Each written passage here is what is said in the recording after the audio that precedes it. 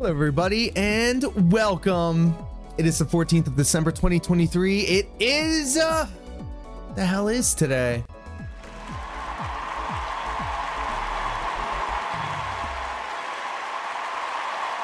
It's Thick Thighs Thursday! And we are celebrating Thick Thighs Thursday with some new emotes. Take a gander at these. Oh my. You see, Twitch all of a sudden decided that titties on stream is okay, and I'm okay with that. You know, hot take. Hot take.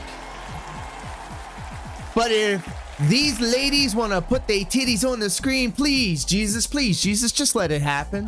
Why are we getting in the way of this? How can you not be a fan of this? And if you're kind of trying to come at me and saying, oh, well, there's kids on this platform.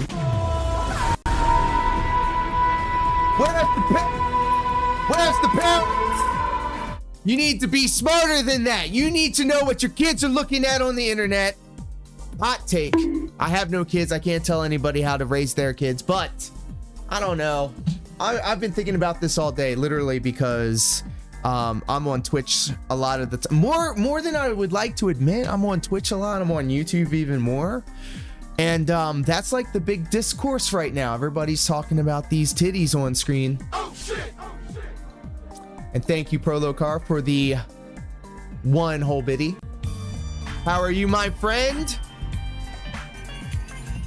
I hope you're doing well on twitch.tv/bm2kx, and I hope Daft909 all the way over on the YouTube side of things is doing well as well.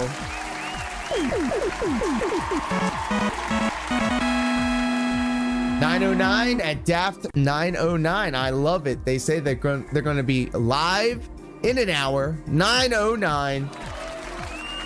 So how about you keep a tab open for the boy or the person? I apologize. I gendered you. Oh my God. Canceled. Oh yes. Just enjoying your content? Yes. And the quotes are especially appropriate. I'm a man, it's cool. Okay, because you never know nowadays. I don't want to hurt anybody's feelings. Oh no, my feelings are hurt.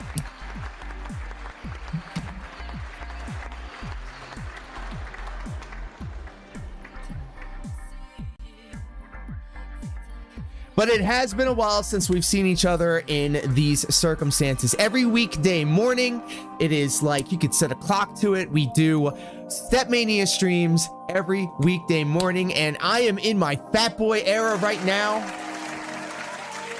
95 was the parking lot today, so I managed to watch all of your DSP versus ISP video. Oh no. Oh no. You're a fucking bitch, hope you know that shit. He's gonna give me the business. It's all right though. And Daft909 says they do not get offended easily, but also got a rejection email from Comcast. Well, I feel like you've dodged a bullet. Over on the YouTube side of things, Daft909 is letting us know.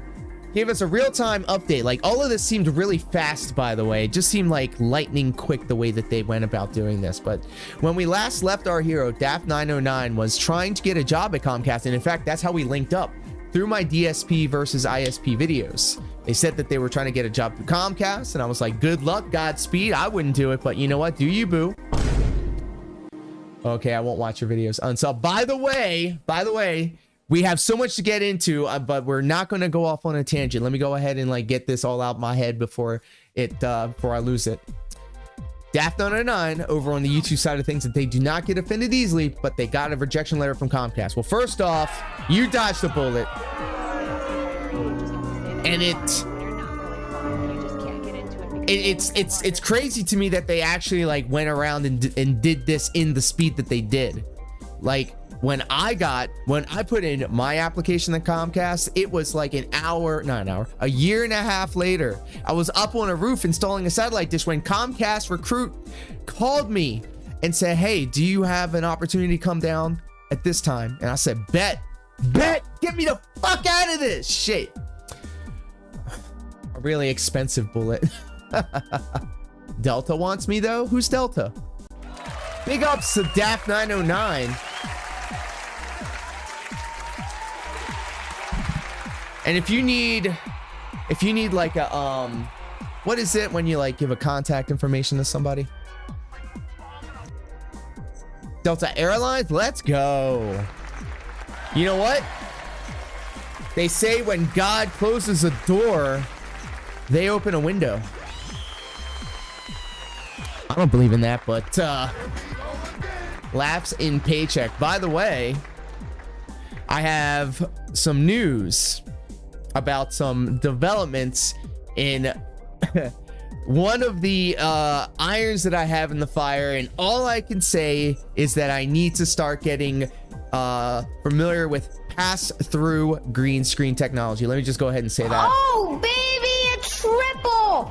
Reference. Oh, yeah! Yes, you can use me as a reference. You can tell them to watch my videos at youtube.com/bm2kx and catch up with me live every weekday morning and whenever I have a free moment during the night at twitch.tv/bm2kx. So, speaking of YouTube, I have some news, but first what I would like to do is go ahead and give... I'm feeling spicy. I think we can do this. We're giving Prolocar a shout out, and if it destroys everything, then I'm gonna blame everybody but myself.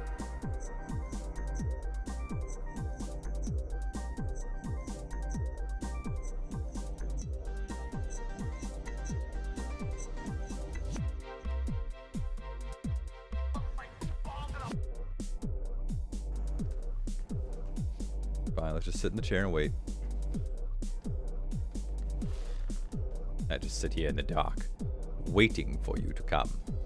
This is the way that we seduce, right? The way we seduce people. I am a man. Sex.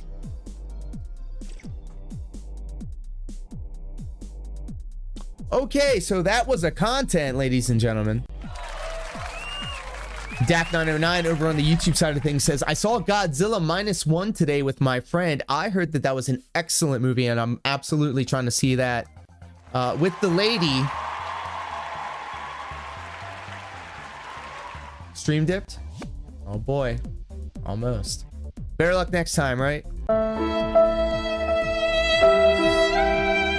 I swear to God, I'm out of practice because I never get to do this up here. It's been what, 3 days? I couldn't even do it for Sussy Baka Sunday because I was some birthday parties. But it's not about that. What I'm trying to get to is at youtube.com.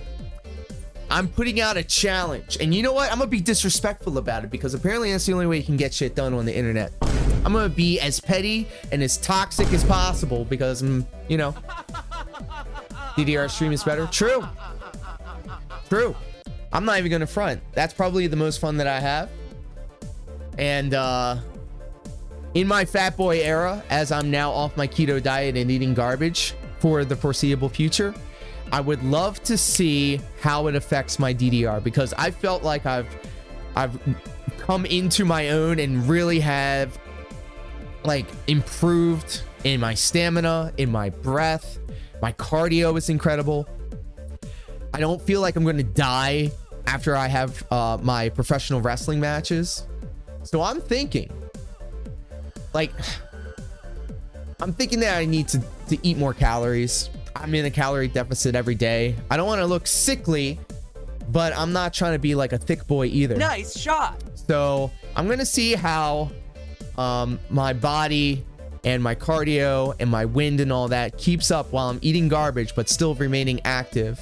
Playing Stepmania, and I came across an incredible like subgenre of Stepmania, and that involves stamina.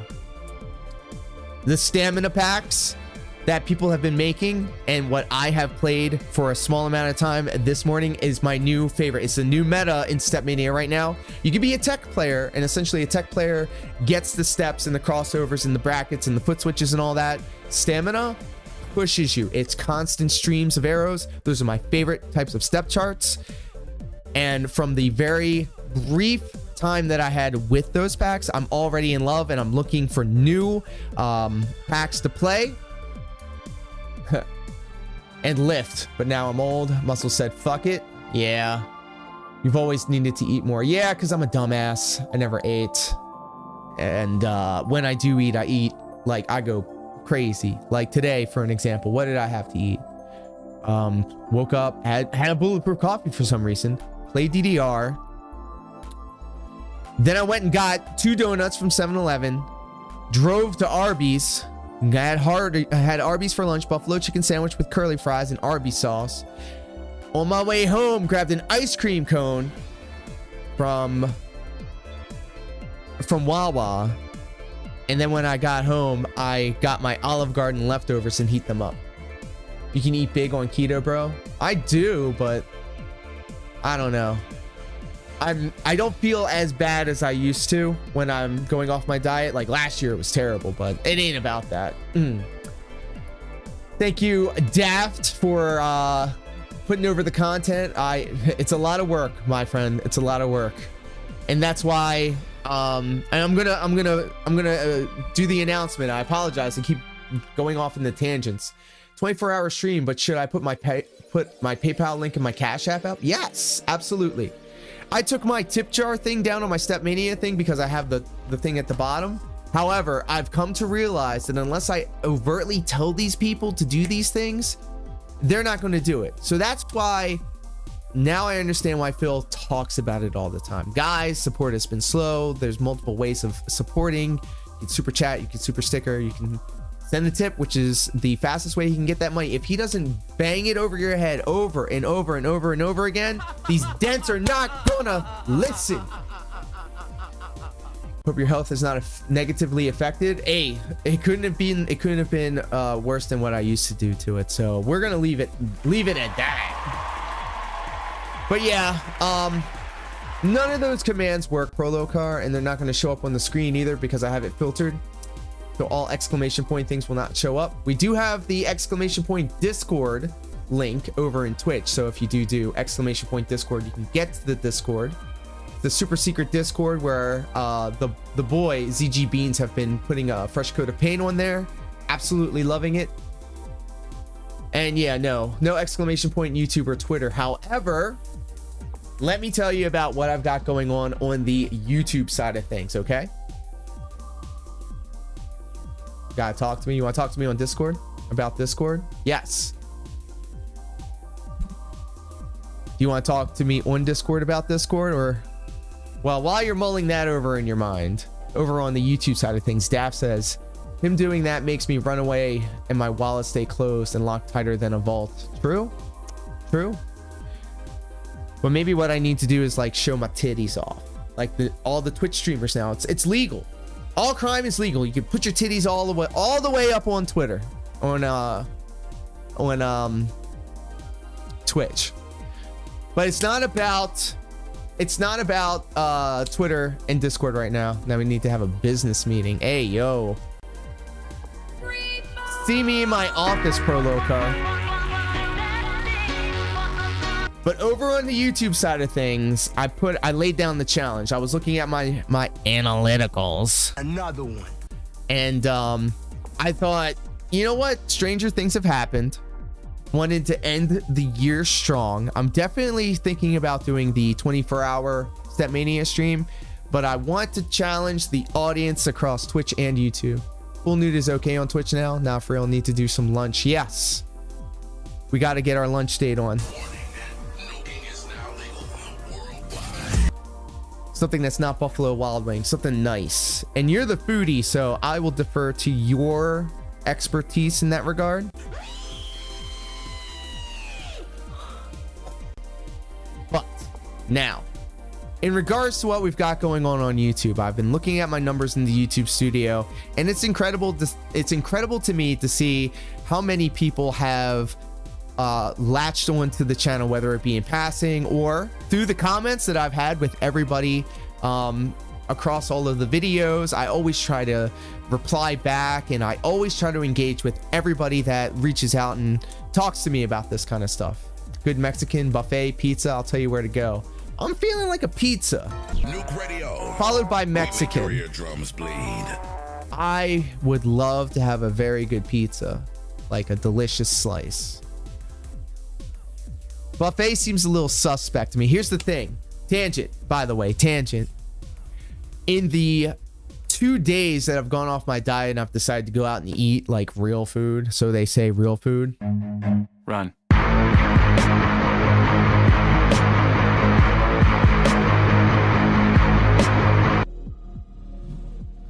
I've gone out to Arby's, I've gone to Taco Bell, and I've gone to Ito's Pizza. And is it just me, or has food gotten more expensive and more shitty? Like, really? I had Taco Bell once this year, and I don't think I want it again. Yeah. It's bad, dude. Like, what? The quality of the meal is shit, and it's not worth the price that they're charging. Even the Cinnabon bites, I wasn't with it. I wasn't with it. Over on the YouTube side of things, Daft says, I will do it, but I need to take a bio break once in a while and eat the drink, then, you know, snort and burp into the mic. Ugh. Blech. But you see, like, you know how the guy, he went and said, oh, I'll do 20 push-ups for $200. You're not going to tip anyway. And he went and did it off camera. Bullshit. Bullshit. Maybe I'll have some sort of like goal attached or some sort of channel point redemption where I have to stop and do 20 push-ups. And I'll have to do it on camera. The camera's right there on the floor, on the dance pad. You know? Maybe. Not full nude, but like everybody's been drawing anime titties on their art channels, and all the VTubers are putting their titties out, and all the girls are oiling up their titties. They're not showing like nipples or anything like that, but like it's pretty much, you know.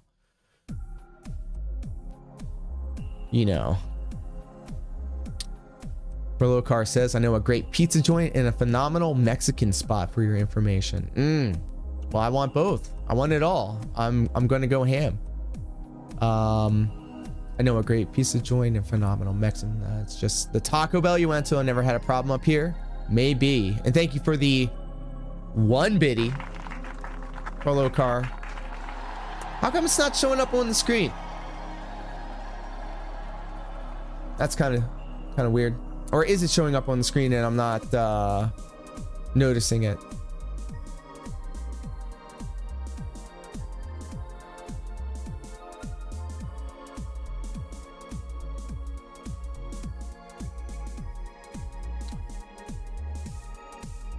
Yeah, look at that. And my sound alerts are not coming up.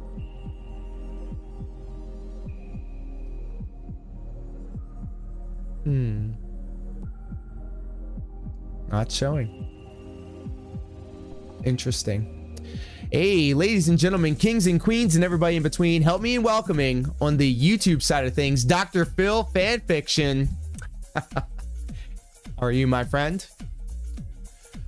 But before that, Daft is saying, you've been to my stream before. I never begged or asked for donations. Play video games. It's just as fun for me. True. True. Dr. Phil Fanfiction says, we need more agriculture production if we want cheaper food and better quality. Hey, this is real conversational shit we're having right here. Raising rates may reduce demand, but people still need food, shelter, and energy. So good luck on those prices coming down. Well, this is my answer to it. I'm just not going to fucking buy it. I'm gonna let my wallet do the talking because I don't go off my diet because my camera went and took a dump on me. If you can hear my voice, just let me know. I'm working in the background behind the scenes.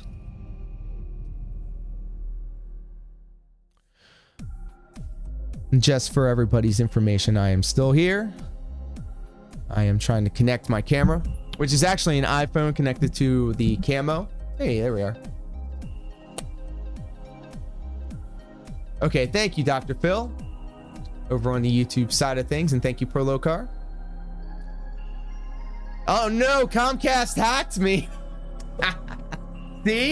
See, I'm dragging Prolocar, kicking and screaming into the vortex. Let's go. All right. Sound Alerts TTS was fucking up the other night for me in Ying. Oh, shit. Okay. Well, I'm glad that you guys are being patient with me in this production. It's not a stream unless something goes sideways. Panda Lee was hotter. I mean...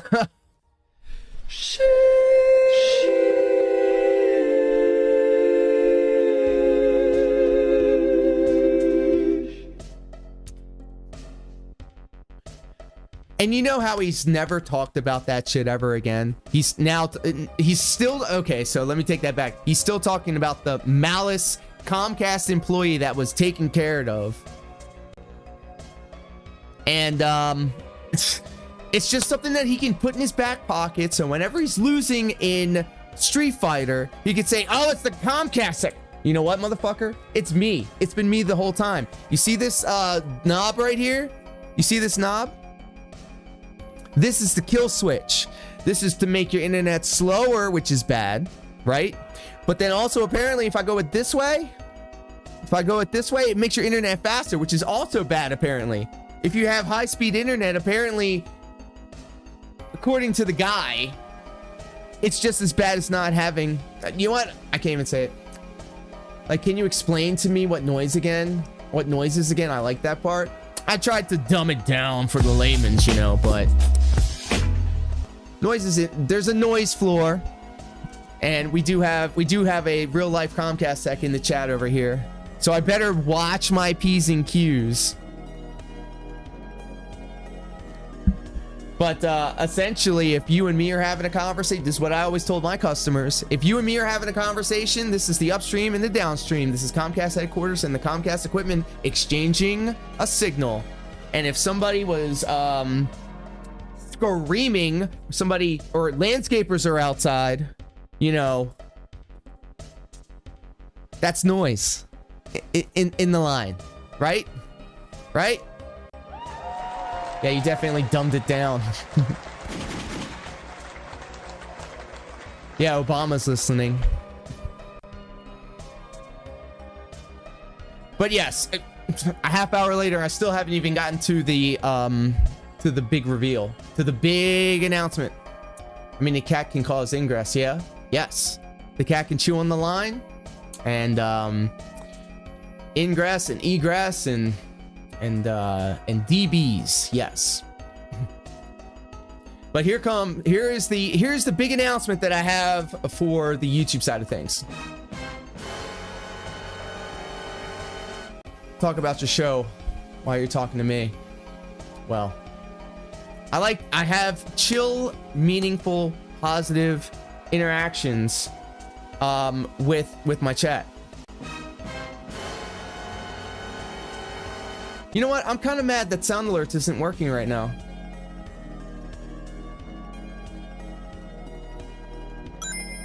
There we go.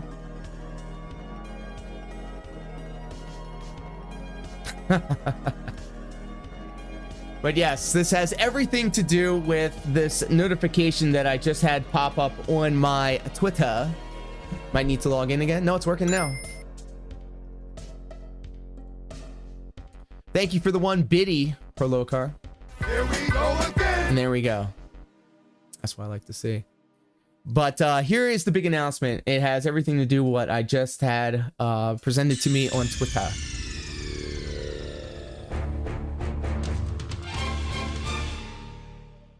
So I challenged the internet. I laid down the gauntlet, and I'm actually channeling my inner dark side, Phil, because I'm going to insult you. And I'm going to be an asshole about it. I'm going to say, if y'all don't show up, it's obvious that y'all don't care. You know what the key to comedy is?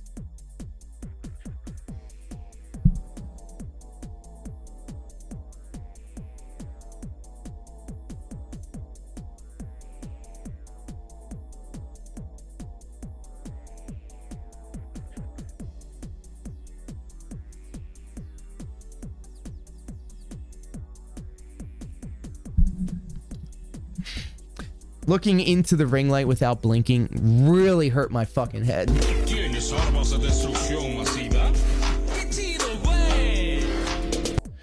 Holy shit, ladies and gentlemen, kings and queens, everybody in between, help me in welcoming the legend ZG Beans to the His name is John C.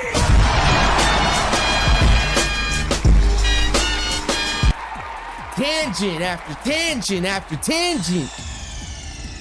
Timing.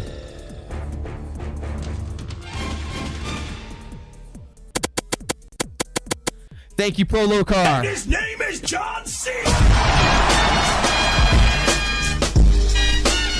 Thank you, DeMonte, for cashing in the John Cena. Welcome.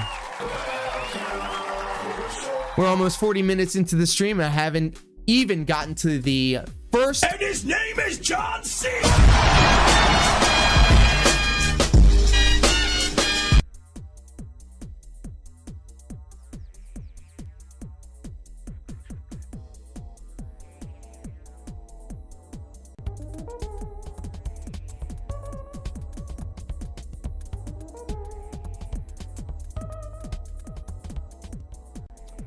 So, Wait, Nick King's actually kind of hot. I laid the challenge down to the internet, and I know it ain't gonna happen.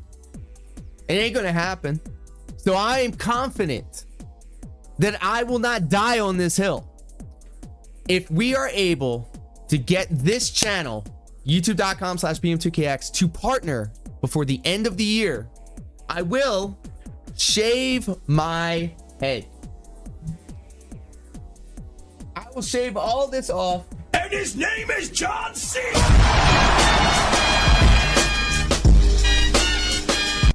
All of this will go, and I will do it live on stream. It's pretty long hair. Look at them split ends. I'll be doing myself a damn favor. Daft909 says I can make it happen. I'm gonna channel my inner DSP in a week. That's all you got, really. The end of the year, that's probably like a weekend and then a half. But that is the challenge that I have thrust upon my unwitting audience across YouTube and Twitch. If you're on Twitch watching this, hop on over to youtube.com/bm2kx or click the Linktree link popping up in the chat. Come on over, subscribe to the channel, and watch some videos. I do 2-hour-long Step Mania streams every weekday morning. It's not for lack of content. You can watch some of my professional wrestling matches against AEW superstar Action Andretti and Ring of Honor superstar Khan. That's right. You can see me mixing it up with Scott Steiner, WWE Hall of Famer.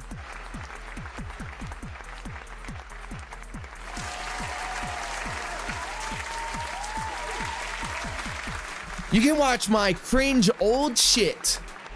I've been streaming for like years without a camera, without the mic. I got some cringe shit in the back. It's all there. It's all there for you to watch. And I promise my hand to the RN Jesus.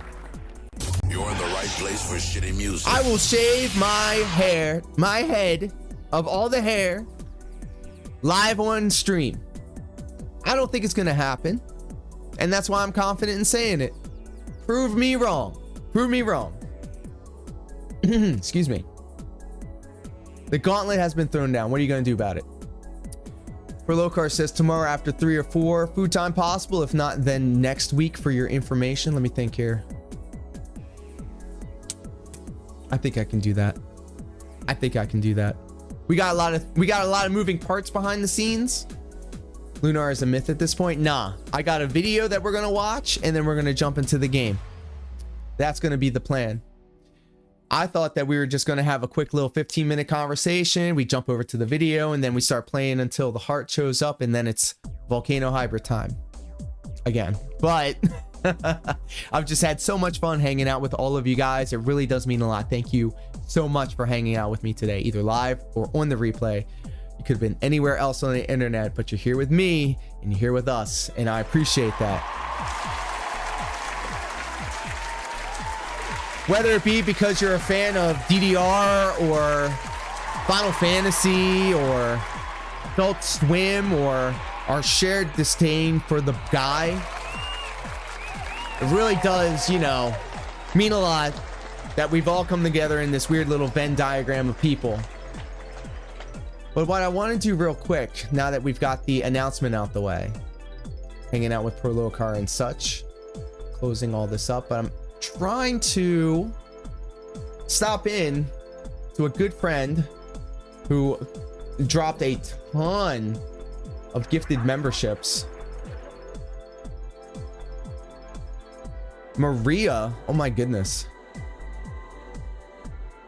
Her and her husband play DDR. The husband vapes in between sets. Absolute legend. I give up.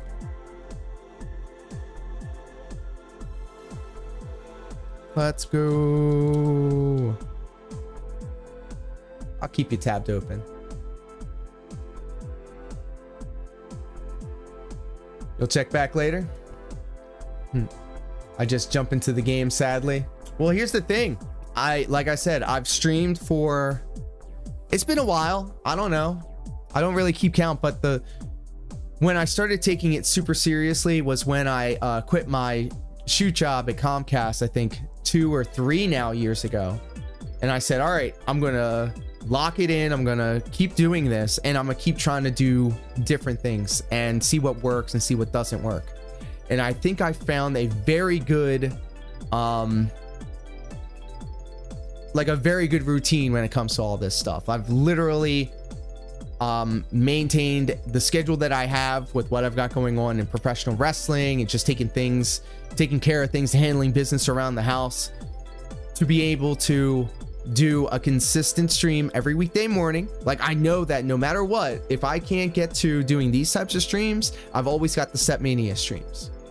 And that lends itself to a completely different audience, a completely different group of people. But then on nighttime streams, I can also take the time to share my love and passion for the games that I grew up playing during the holidays and games that I currently like playing now, especially games like God of War, Valhalla, Ragnarok Valhalla, the DLC, the new Quan Chi DLC character in Mortal Kombat 1. And I mean, I really like Call of Duty. I do not care. I do not care what people think.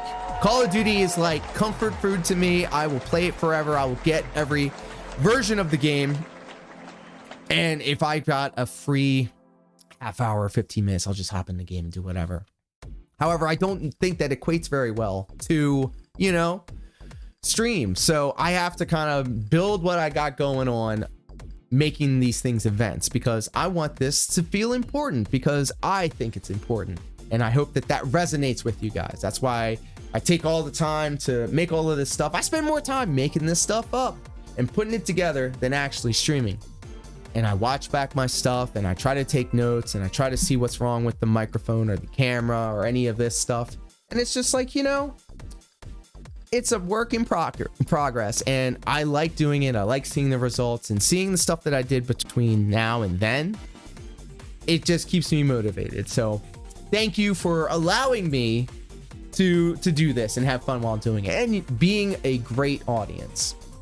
So over on the YouTube side of things, Daft continues. I just jump into the game, sadly. Yep, we're talking about that. And then Dr. Phil Fanfiction says, I currently have Final Fantasy 14 withdrawals. Game is like crack for me. Well, my friend, I am also a huge slut for Final Fantasy, in particular Final Fantasy 14. That's some real shit. That's some real shit. Endwalker was my holiday game 2 years ago. I was in my pool outside in the middle of a heat wave watching the Square Enix Final Fantasy 14 Dawn Trail keynote happening. I was in my pool on the hottest day of the summer, watching the iPad, swimming around in the pool. That is going to be like the quintessential summer moment for me. I will put it on my top 10 of everything in my life. Just good shit, you know? But I'm behind. I'm behind by 2 patches. The last time I played, Golbez was in the mix. I need to get all this shit done before the new expansion drops. I loved Endwalker. Endwalker was excellent. 2-3 years ago, I was listening to the Endwalker theme, the final boss theme on repeat constantly, all the time. I squeezed every little bit of serotonin. Oh, hold up, pause. What am I doing? Every little bit of serotonin out of there that I could. And I still come back to it. I still listen to the soundtrack. So Ken is king. Real shit. Thank you, Beans, for the emotes in the chat. We got a ton of new emotes, by the way, for the holiday season. We got some animated ones. We got some lewd ones, because we're a bunch of fucking degenerates here, apparently. More degeneracy. I mean, Twitch is like the wild, wild west now. Anything goes. But of course, you know, our first love, or the original Bay, Dance Dance Revolution. But before Final Fantasy XIV happened, there was a little game called Lunar. It was originally released for the Sega CD, I'ma say 1993. The same year the Sega CD came out. I think it was a first year title for it.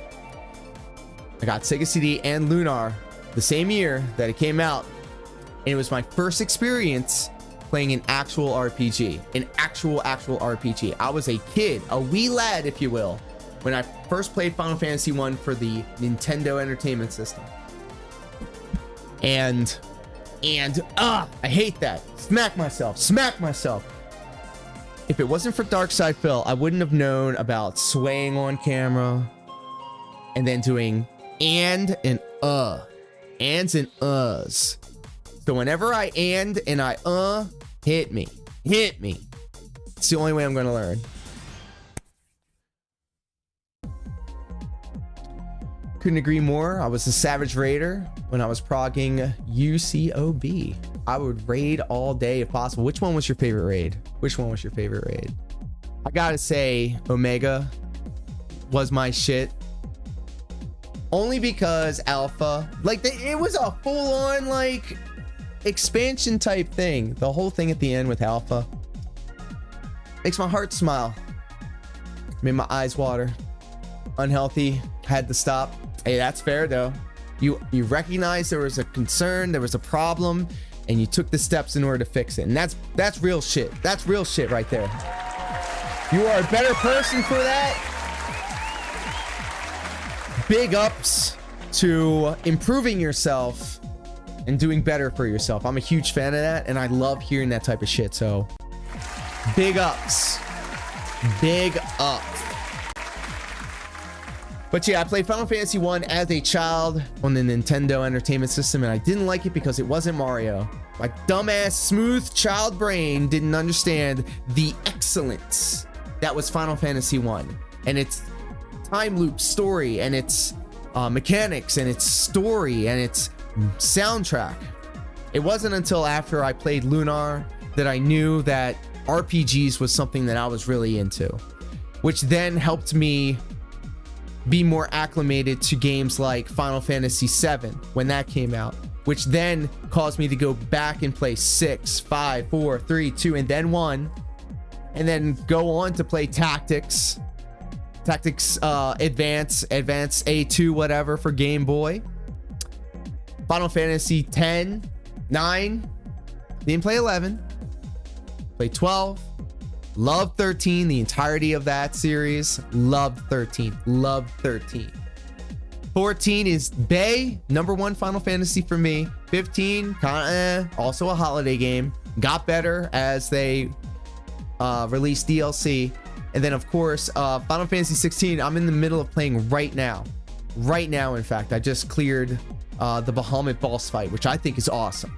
We will return to that because we're going to be returning to the Omega DLC that they have, and then the Leviathan DLC that they have. Anyway, all of that really leads back to Lunar, which is the original RPG that I played all the way through, which was also the beginning of when I started to take appreciation for anime, because Dragon Ball and Sailor Moon were on American televisions at that time. All at once.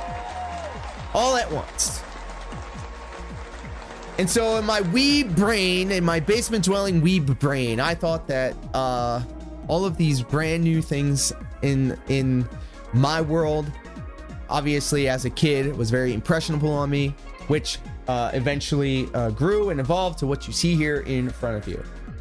Obviously, all of this can lead you to believe. So, I think with all of that being said, it's about time we finally get into the opening contest of today's stream. Thank you all so much for being so patient with me, because it was definitely a very long level 99 live stream where we are feeling fine all the way up here at level 99. Take the bubble and shut him up your fucking ass. How about that? All right, so what we've got on deck before we get into Lunar, the Silver Star story complete for PlayStation 1 is actually a video describing the differences between all the different ports. Lunar, the Silver Star was ported from the original Sega CD game at least 4 or 5 times across many different consoles, including Sega Saturn, PlayStation 1, Game Boy Advance, and I think the Nintendo DS. We'll find out together. And maybe I'll interject at points just to let people give a another opinion based off of somebody that is completely rose-tinted glasses about this kind of stuff. So thank you all so much for indulging my neuroses, and I hope to see you on the other side of this.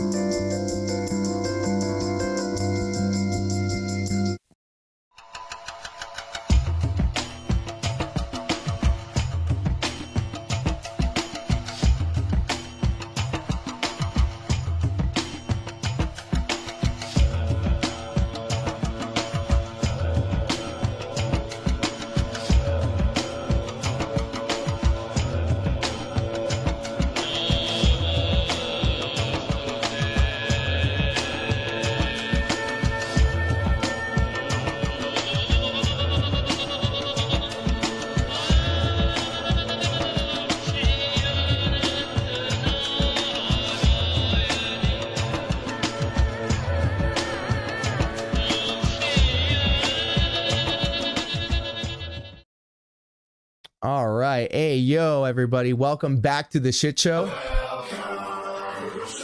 I hope everybody is rested, relaxing, and enjoying themselves, either listening to this in the background or up on your big screen television set. Wherever you are across the internet, I do appreciate your company. So let's just get into it. I am so excited. I'm going to piss my pants. This is a YouTube video. I forgot who this guy is, but apparently he did a Not only is it about pretty this. cheap to actually get a copy of, Oh my it's God. actually pretty cool to actually play through a game that has both hiragana, katakana, and kanji. It has pretty much the same. I can't believe it. This entire time, this was playing through. Interesting. All right, I'm a dumbass. All right, thank you for your patience. This is apparently my first day on the internet. Let's go. So who doesn't really love a great RPG? I always love to dabble once in a while when I know I have the time. That's why I love Persona 5 so much. But I thought this is actually a great opportunity for me to talk to you guys about one of the more recognizable RPGs of back in the older days. And that's actually called Lunar, the Silver Star story. Tell you if you can hear this. This is actually the complete version.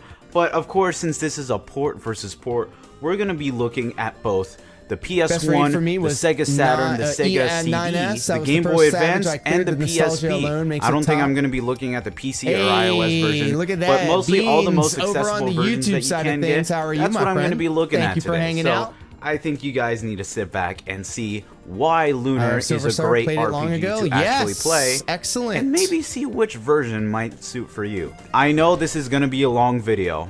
This took me quite a bit to it's make, a but I special think spot this is in my something you heart, guys this, need to see and something you will love to enjoy, This- especially for the this game, RPG enthusiast. this IP. But let's I've never get into played Lunar like Dragon for Song port or the Magic versus School port. or whatever. One of the most incredibly beloved RPGs of our time. True. This is Lunar, or as they say in Japanese, Runa. Silver Star story for both the Sega CD, the PS1. It's on a multiple array of consoles. Did you have and it for that's what Sega we're gonna CD be or actually looking PlayStation? off today. We're going to be looking at the synopsis of what Lunar is. We're going to be going into a little bit of its detail, what it actually is, and then from there, we're going to start exploring into the ports. What made Lunar so interesting was its CD quality of music. Not many titles actually did that back in the day. That is the thing. And I was talking about it during my Sonic CD stream. The jump from the Sega Genesis to the Sega CD, I think the biggest thing that you can say between the two was that the Sega Genesis had the chip tunes, the bips and the boops, their own, you know, distinctive sound for what they had on their cartridges. However, the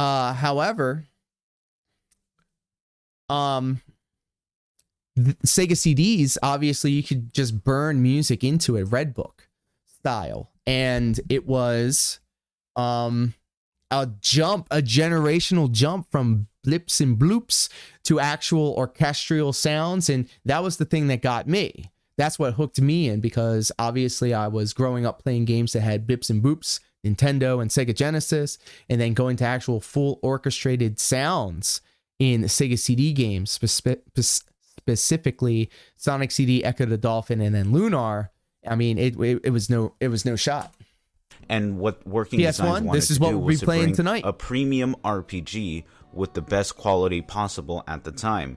Featuring voice acting and incredible FMVs, this was truly a title that really was beloved by so many people, not because of its story, but because of what it really brought to the table at the time. I just don't know and directed why by I, Toshiyuki take to it so Kuboka. much. Also, if you guys love Berserk, it's directed by the Berserk director who did the Golden Age arc.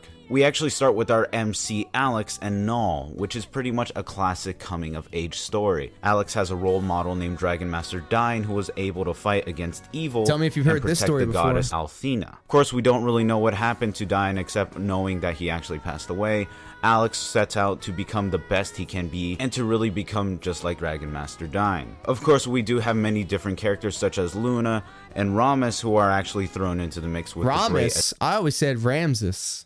Oh no. Immersion ruined. assorted amount of characters. It is actually a 2D oriented game with Hey, look, by the way, we're trying to get ZG Beans to affiliate over on Twitch. If you're not following ZG Beans, give the guy a follow RPG elements over on that you would Twitch. actually expect from Absolute titles such legend. as Final Helped me Fantasy. out big with time with the enemies actually Discord. roaming around similar to the style of Chrono Trigger. And you fight them in on my sequential Stepmania order side of in a things. similar style to Final Fantasy, with a little bit of turn-based action in between. It's actually a really nice and easy system to get a hold of, but it Thank actually you, gets Beans. a little bit more complex as he actually goes by. And like this style, you actually go in an overworld setting, fight different monsters, go to different dungeons and such of the like. It is very narrative heavy, so if you guys aren't interested in that, this might not be your cup of tea. However, for most people, including myself, Lunar is an incredible title, and a legendary one at that. It also has a great story that really does tie up at the end of the game, so it really does have a beginning, middle, and end, and it really does set off rather nicely. So the good thing is you guys know that you're going to be getting a complete package. Music is also Because it's in composed the by title. Noriyuki Iwadare, Hiroshi Fujioka, Isao Mizoguchi, Yoshiaki Kubodera, creating a All very right, he's showing off CD-quality-like now. He atmosphere doesn't- that wasn't really done too much at the time for RPGs. Of course, this was actually updated a little bit later for the PS1, so we're going to actually go into that as well. The cool thing that you guys like to know that it actually does feature pretty prominent voice actors in the Japanese title, such as Akira Ishida, and if you guys don't know, he's actually the voice of Byakuya from Danganronpa and Garo from Naruto. So it's really cool to see that there were actually really great prominent voice actors in the Japanese version. However, the American one is a little bit more cumbersome at that. It actually brought quite a bit of working design employees to actually voice some of the characters for Galleon and Galleon was actually a good voice actor. I'm gonna say that. Alex and those kind of characters actually. So overall, you guys are going to be getting a fantastic title and a great experience at that. Lunar really is a legendary title at what it does and everything that it is, but the question is, what kind of port is actually going to be worth getting? So there we go. You guys know a little bit more Look at about this what Lunar guy's Silver beard, Star story dude. is, but I do have kind of a bit of a problem. There's a lot of ports for me to actually cover.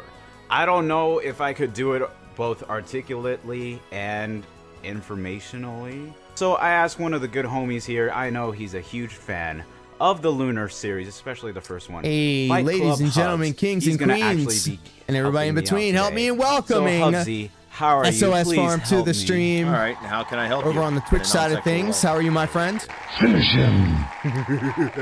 Well, you're the biggest Lunar fan that I know, so tell me why you like Lunar, and tell everyone Look at else that. why That's fucking they awesome. should play Lunar. The Lunar franchise is probably one of my favorite classic RPG franchises back in the 16-bit and 32-bit era. It captivated so many amazing things that I liked. Like, it had a great story, some relatable, strong character development from every single person in the cast. Thank you for the hot dogs enjoyed and the hype in the combat chat. because even though it was turn-based, it had its own spin and flair to it with the way you can actually, you know, have a character move a certain number of steps in order to reach their enemy and attack them. And it kind of plays, you know, a strategy element to that because of It really positioning and doesn't. whatnot. You just set can it see to other AI and games it'll later auto kill it. in the 90s actually try and do certain types of, you know, takes on that, like the Grandia franchise and Skies Grandia. of Arcadia on the Dreamcast. Why are they intentionally? Why do they intentionally just you can actually say help me out? So we're gonna these start out with names wrong? Ramses and oh my god, Galililian. Fuck out of here. the basics. We're gonna start out with the I'm first just kidding. title that I'm came the out one that's deaf, for so I might Lunar, have the speech and impediment. that's the Sega. Bombastic side eye. Farm says doing All right, the good, first of chilling. many ports that My we're day definitely has gonna be been talking about. excellent. This is Lunar Silver Star Story. We are finishing We're strong. gonna be Had an looking at the excellent Sega Setmania CD stream this version morning. right now. It is both developed And now I'm and sharing my published love by with Game Lunar Arts in with you 1992 all. in June 25th in Japan, and then later released by Working Designs in the U.S. This song's a bop, the same too, by year the way. in New December national anthem. 1st. The game at launch pretty much is how I mentioned before. It was pretty much a cinematic RPG that was actually new at the time to have He these new says beautiful cinematic anime. Come on, what are we doing? animations. And this title actually does have those really great 2D sprite animations that I'm going to show you here, and it looks absolutely astounding compared to the anime, which does have its own aesthetics that I do love as well. The game pretty much is the base version of everything you're going to see here. Pretty much environments are rather barren. The RPG elements can be a little Hell bit yeah, barren as Farm, well, you're always but welcome at to the hang same out time, here. what do you really expect? This is the first iteration of the series. If Hanging out, anything, I just really like this watching title in Lunar. itself because this is actually the first of many to come, so you get to see the origins and how the developers actually wanted to create Silver Star into something more in later iterations. Pretty much, as you can tell, sound effects as well as music is a little bit harkened down as you would usually expect. However, quality still is great. You still get that Iconic CD great soundtrack. quality, but sound effects I listen to the soundtrack when I hang Christmas lights. That's my Christmas tradition. still have that Sega Genesis feel to it, so keep that in mind if you are playing Silver Star. Other than that, honestly, if you really do play this title, it is really a great version of Silver Star to play, but of course, everyone is going to be looking at this version and the other versions as well. Hell yeah. Yo, South Park Christmas songs was my jam. So let's fast forward 4 years The, later Chef Aid into album, that's 1996, holiday music into to the me. Japanese version of Silver Star Story. There we We're go. going to be jumping into the Sega Saturn version. There was actually two versions that released for the system. There was just the standard version of the game that came out, and then several months later they had an MPEG edition that came out that required the use of the VCD MPEG card that you can plug into the back slot of the console itself, which allows for, you know, full screen, higher quality video playback. If you don't have that, you can't play the second version whatsoever. Unfortunately, could not really get actual video because we do not have the MPEG card, so I do apologize. However, they are supposed to look crisper and they are supposed to look a little better than you would actually remember. So like I mentioned, this is actually the Japanese version, and this has an incredible jump to Silver Star Story. Almost everything has been redone with new textures, new sprites, new characters, everything. The story also has been a Looks little like bit more Stardew expanded, Valley, and yeah? This is the version that This came most before people are Stardew actually Valley, though. recognize. That's where they On got it top of from. that, we The also have aesthetic. brand new FMVs that, of course, we all know from the PS1, but this is actually the first time we've actually seen this in the Lunar series. So this is actually very new. It's in a very beautiful anime style to kind of go away yeah. from the 2D animation we have from the Sega CD version. Of course, while the other version does have voice acting, this one actually has only the Japanese voice acting, but we do have the prominent anime characters and anime voice actors that we do, such as Akira Ishido, who I mentioned did a couple other characters previously. あの人もこんな風に遠い世界を夢見て旅立ったんだろうか。 I'm sorry, The what? music has actually been quite enhanced, with more than 100 brand new tracks thrown in, and the gameplay has almost been entirely overhauled and looks a lot sleeker, faster, and better. Sound effects have also been redone. Everything just pretty much feels like a more quality title as we would actually expect. The backgrounds are also more detailed, the music is a little chippier, the characters are a little brighter, and this time we also have Alex talking and speaking a bit more. He was in compared mute to in the Sega Sega CD counterpart, version, where he pretty much is more of a silent protagonist. It's so like I think Link. overall, it seems that Working Designs really wanted to expand Silver Star's story and make it a little bit more of a better title, and it clearly shows when you guys actually play this. This is pretty much the version that everyone more or less has played, but it is actually beautiful. There you go, Dr. And Phil. a side note for you Japanese speakers, this does have a combination of hiragana, katakana, and kanji. So if you do He's want just to play showing this off game, now. it Oh, isn't look, I as can say hard as you really think it is. Do know that some of the can't. kanji is I'm a little sorry, bit more I can't. complex to understand. However, for me, I'm actually starting to learn Japanese. The hiragana and katakana aren't too bad to understand. Kanji is actually where it actually stumps me. But for me, I could ain't actually about play you. through the Tell me game about and slowly Lunar. understand it, so it isn't too bad.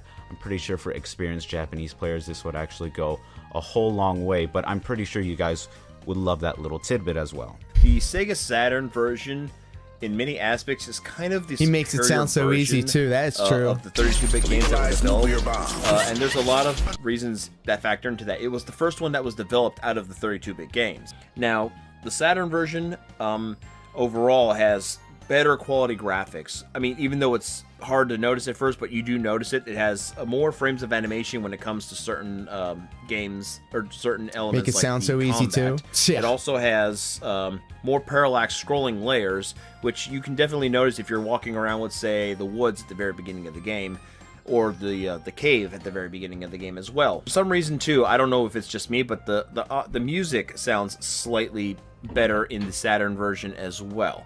Now, I don't know why that is, but to me, it's just how it comes across. The problem We will not that be playing came the up Saturn was version. when I grew up on Bernie the PlayStation Stoller 1 version. Left Sony and was in charge of Sega of America. And he had this problem where he had a policy of no RPGs because he feels like they were too niche. Oh, they weren't fuck really you, system dude. sellers. And No, he just really. didn't get them. So right away, he already clashed with, one of the classic Sega backing publishers, Working Designs. One of the issues that arose was the Working fact Designs that was he didn't goated. really want RPGs on the system, and that's kind of like a thing that helps a system in the long run. It was helping the Saturn in Japan exponentially. So he kind of ruined whatever friendship or working relationship that he had with Sega had with Working Designs, and they eventually left. The company that developed Lunar, Silver Star Story Complete, started working and finished their version for the PlayStation. And now we actually come a couple years later, let's say about Plug in my 5. second monitor. The PS1 version has now launched on May 28th,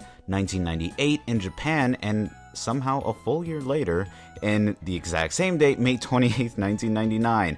Of course, this is an actual port of the Sega Saturn version, so more or less, if you guys see the Sega Saturn version, it's pretty Now much I'm the looking same forward thing that instead we've of gotten in the States.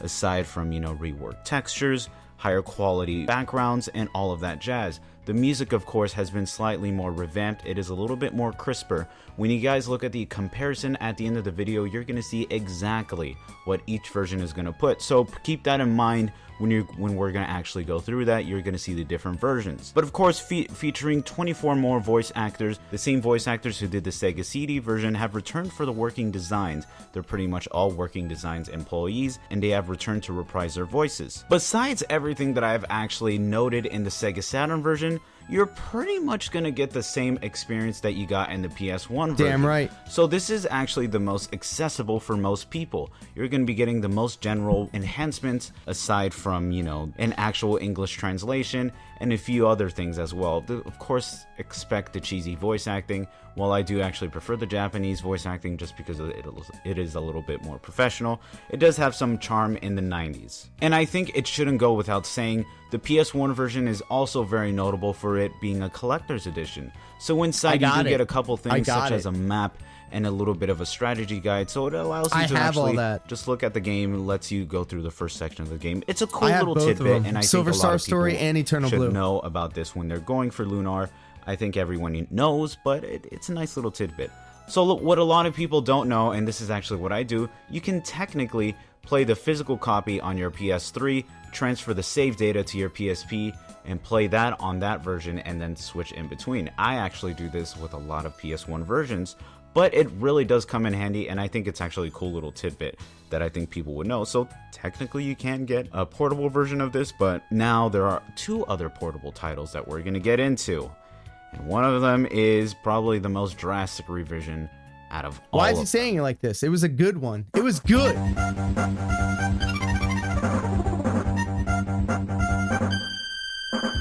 Yeah, this is gonna be an interesting one. I'm not because taking the compared slander to all lying the down. others, it is not only drastic in design, but in what can it actually do.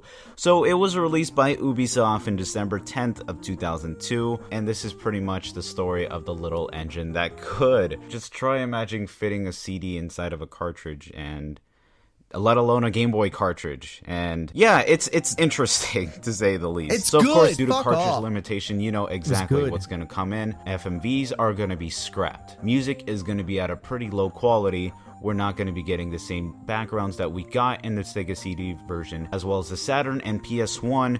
If anything, this is a whole entirely new beast in itself. Well, I do have to say it does reuse some of the images from the FMVs that you could see when some of the characters are introduced.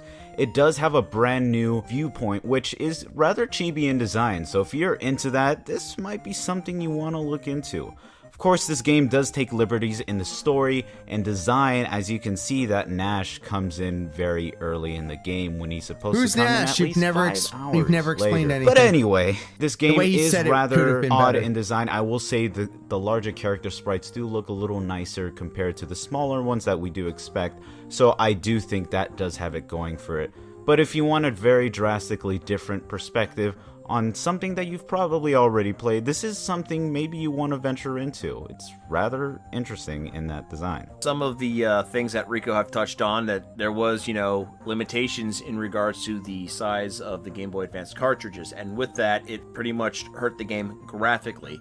So not only do you have less frames of animation, you have artwork where everything is condensed down and they're forced to look more chibi-like as opposed to did in previous games.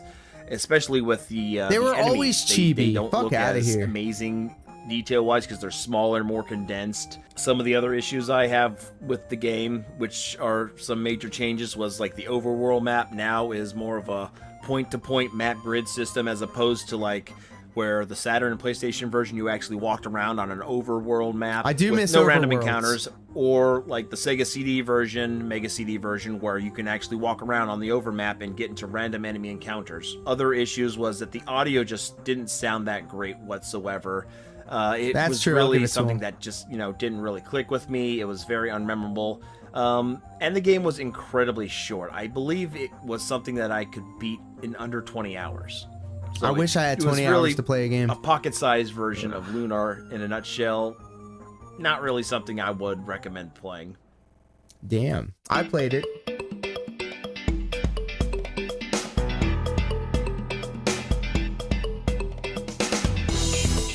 And What's lastly, this we have the version? PSP version. This is Lunar Silver Star Story I've never Harmony. played this. This is actually a new one from practically the ground up. It does use some things from the PS1 version, but it's rather crazy. I just started actually playing this, and it's something I didn't think was going to be that cool.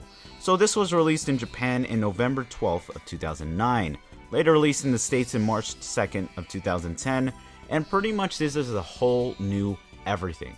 New voice actors, new animations, new character sprites, new everything. If anything, even a new isometric perspective. A new battle system as well, which is actually a little bit more refined and easier to use than ever. I do love that the game is rather faithful to the FMVs of previous days, and it does actually have a slightly nicer quality than you can see from the PS1 version. We're going to show that in the comparison a little bit later, so stay tuned for that. But to get back onto this actually I need to know what does this bring font a lot is. of new What is things this to the font? table, If you know that including font, a new expanded put story. it in the comments. When you actually start up the game, you have a brand new epilogue, which is definitely not in the PS1, Sega Saturn, Sega CD version. You already go into the perspective of Alex, but this one you're already into Dragon Master Dyne, protecting Goddess Althena, and you'll see that in the battle below, which is crazy. You also do have new voice actors, which are pretty recognizable, such as Yuri Lowenthal. So you could already know that Xseed actually hired a couple great voice actors. So you're going to be getting something truly great. You can actually tell that this game was actually taken with love and care, and they actually took the original Lunar game and slightly expanded it. So if you already played something and you already played Lunar 1, this is a really fresh take on playing it again in a new perspective and even new stories. So I think this is something fantastic that a lot of people will enjoy as well.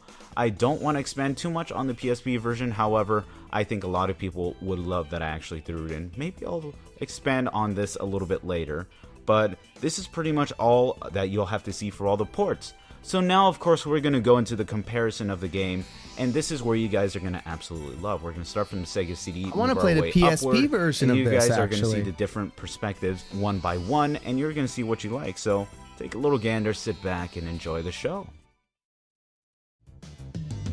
There we go. Let's go. Turn the shit up. Turn that shit up, boy.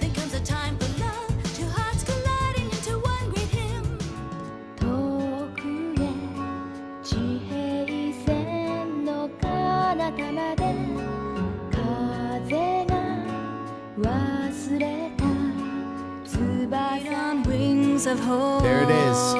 Superior. Each of our souls intertwine when we do. Instantly we seconds to us with cheerful tidings and open arms.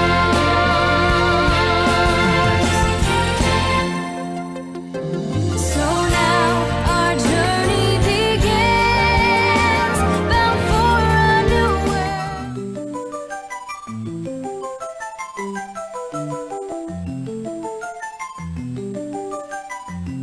Obviously, Game Boy Advance is the real winner here. This right here. This game started with this song. I was like, oh.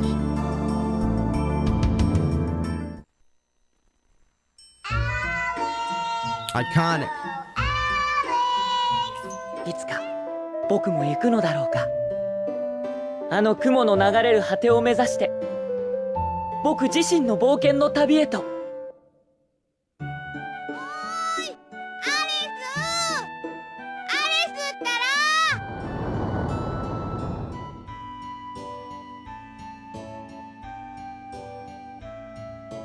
I forgot what those. Hey, Alex! I earthquakes figured you were might about. be here. Now that the warm weather has melted the ice near the Dragon's Cave, there isn't any time to waste getting started on our big adventure. If we hurry, we may be able to sneak in without waking the dragon. This could be our big chance! I bet we have a shot at getting one of those legendary dragon diamonds, like the ones we've been hearing about in the tales of the Dragon Masters. Digging into my ear. Like, I like the look of the Game Boy Advance version, but it sounds like shit. Oh! Good thing I'm deaf in one ear. Good thing White Keys punched me in my damn ear. Now this right here's the bop.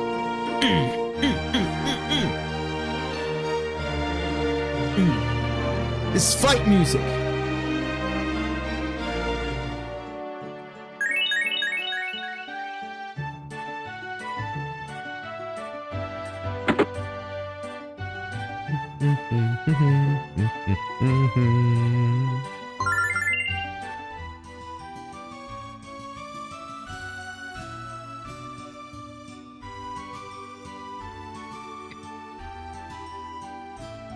I like the OG, the Sega CD version of Berg better.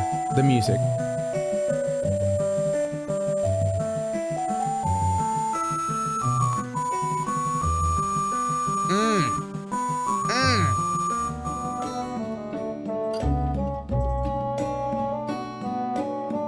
Yo! I gotta download this I gotta buy with money.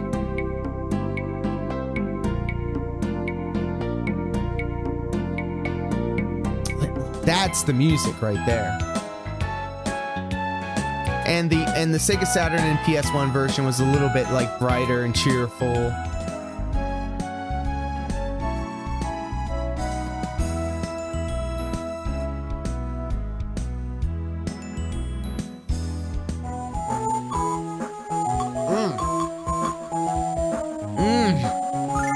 That Game Boy sound is just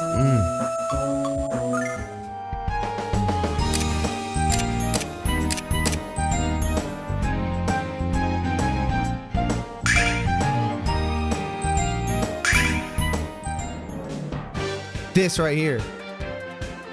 Sega CD fight music.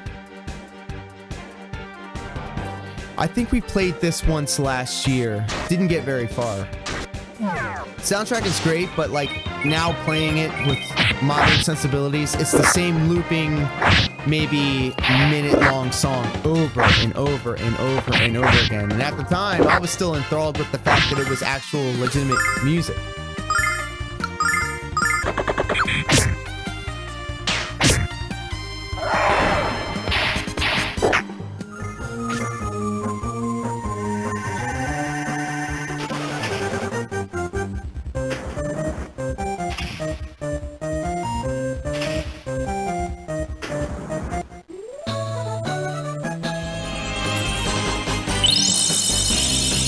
These graphics. Oh, it turns down.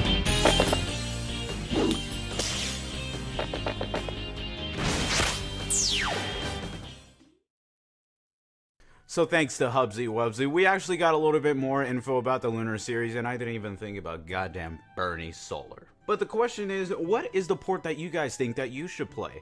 Of course, this is going to be a little bit subjective from person to person and title to title.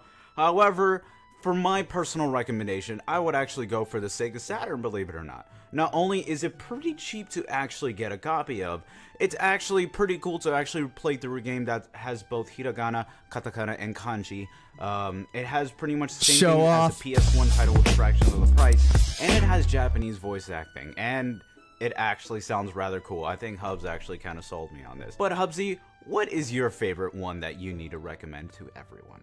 Okay, well, for me, I would have to say my favorite version of Lunar Silver Star would have to be the Sega CD version. Let's go! He had it right. Nostalgia goggles, but for whatever reason, the Sega CD version just has this charm to it that will never go away. I enjoyed the game immensely. For whatever reason, there was just something that was lost in translation when Game Arts decided to make the Saturn and PlayStation version. I don't know if it was just Working Design's sense of humor that they were trying to update to keep going with the times, because if you read the contents of their jokes or their dialogue, you can definitely tell that they're dated. And even all they make Wheaties box references, enhancements, the FMV cutscenes or whatever. It's nice, it's impressive, but it doesn't win me over. It doesn't have the charm that the Sega CD version has. That is why it's still, to me, to this day, my favorite version. The best version of all ports of Lunar Silver Star story. He should have been. So, Hubsy, where can actually people find you so they can know about you forever and ever? You can find me in hell after dying from one of Lance's screams. I managed to get a couple of other Shadow Lanterns for Pizzo. You can find me easily on Twitter under @FightClubHubs. You can watch me stream on Twitch as twitch.tv/GDN, one word.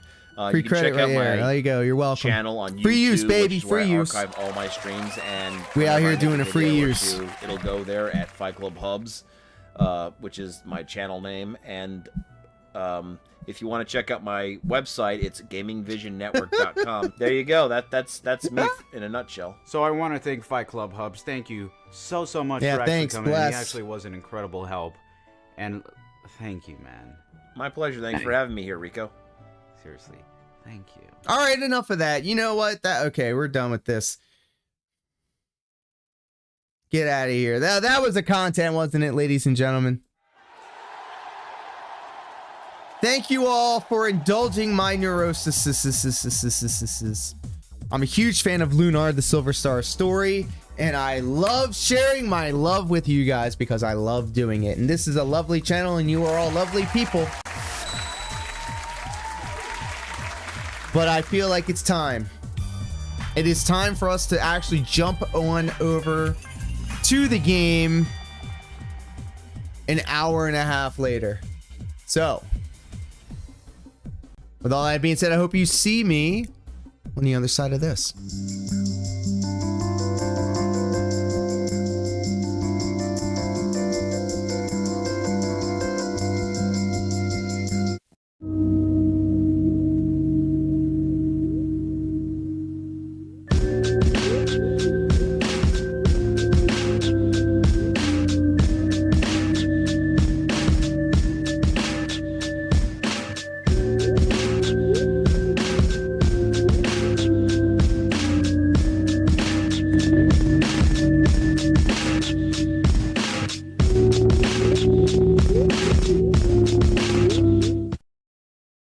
Hey, yo, welcome back to the shit show. I hope you all are well rested, hydrated, satiated, and ready for some more bullshit, because I am definitely fucking everything up. There we go. So, how about I didn't even have this. I did have it plugged in. Oh my God. I am the smartest person ever in the world.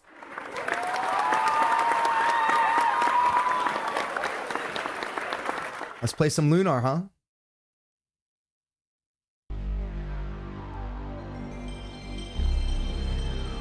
Oh, iconic.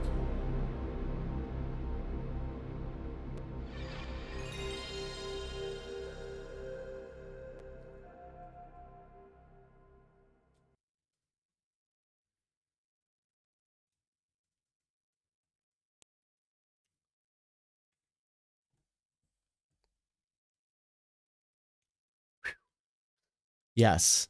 Oh, it brought me back. It resonated inside of me. Can you guys hear this? Oh, of course you can hear it.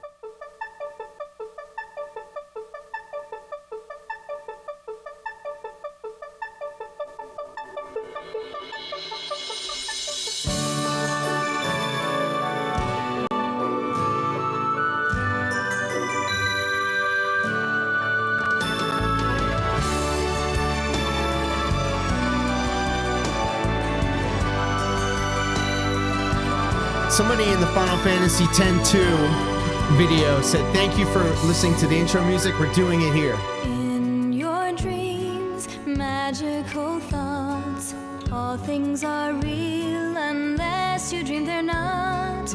In your dreams, love is the plot, carried on wings of hope. Each of our souls intertwine when we do.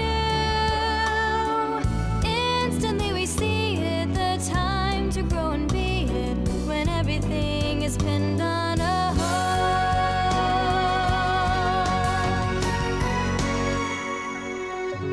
Let rise the dreams of your heart, that innocent youth, careless and kind, free to roam the breeze in love, only when two brilliantly shine as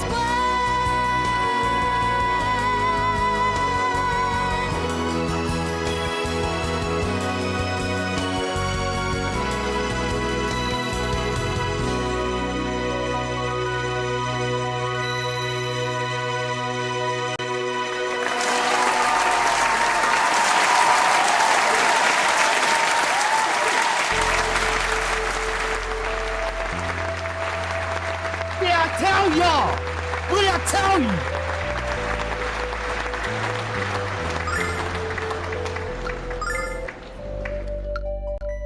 Change lines. Message advance. Auto.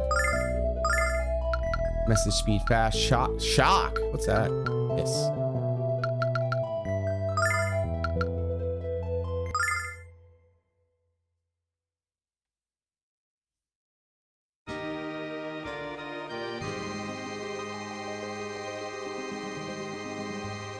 I don't remember when it started exactly. It started right now. The dream of having a fantastic adventure in far-off places grabbed my heart early and is yet to let go.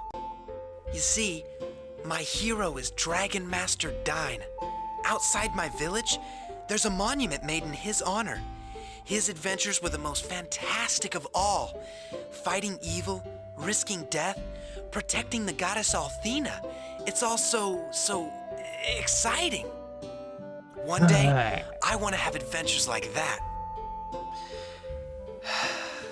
But excitement of that kind is a long way from Berg. That's the town we're in right now, the town of Berg.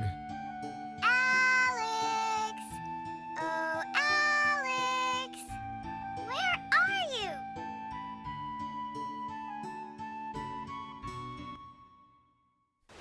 Oh, hello, Naw.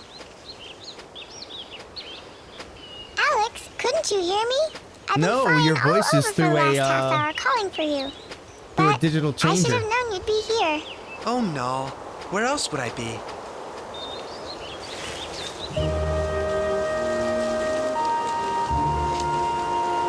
In honor of the great Dragon Master, Dine. I know that Dine was probably the greatest of the four heroes, Alex, but I'm amazed that you never get tired of coming to stare at his dull monument. Oh, shoot. I just remembered. We better go meet Luna to practice singing. If we're late, she'll be upset. Oh no. I just saw Chris Chan shaking her titties on Twitter. I wish I didn't.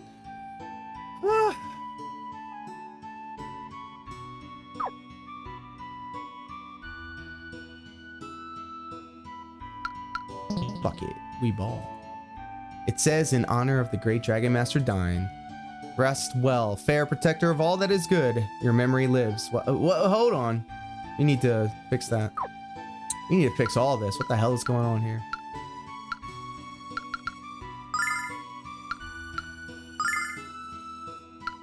First off, manual, thank you. We're gonna save this. Because I'm neurotic, actually. Oh, that long ass read. Fuck out of here. Alright, let me fix this ish.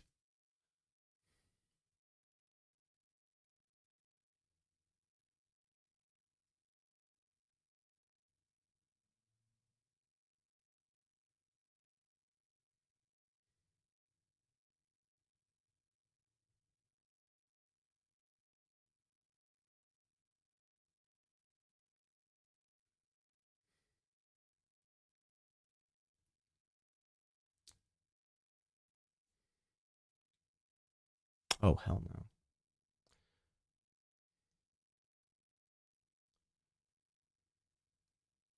Circle, cross, triangle, square. Their buttons are weird. Weird buttons.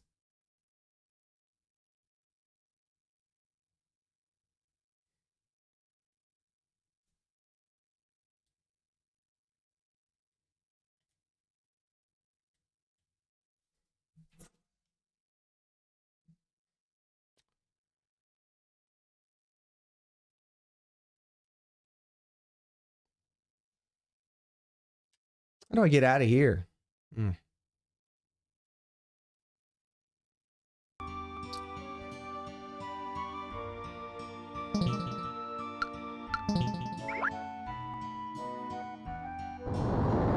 Whoa. Another earthquake. That's the third one this week. But what could be causing them?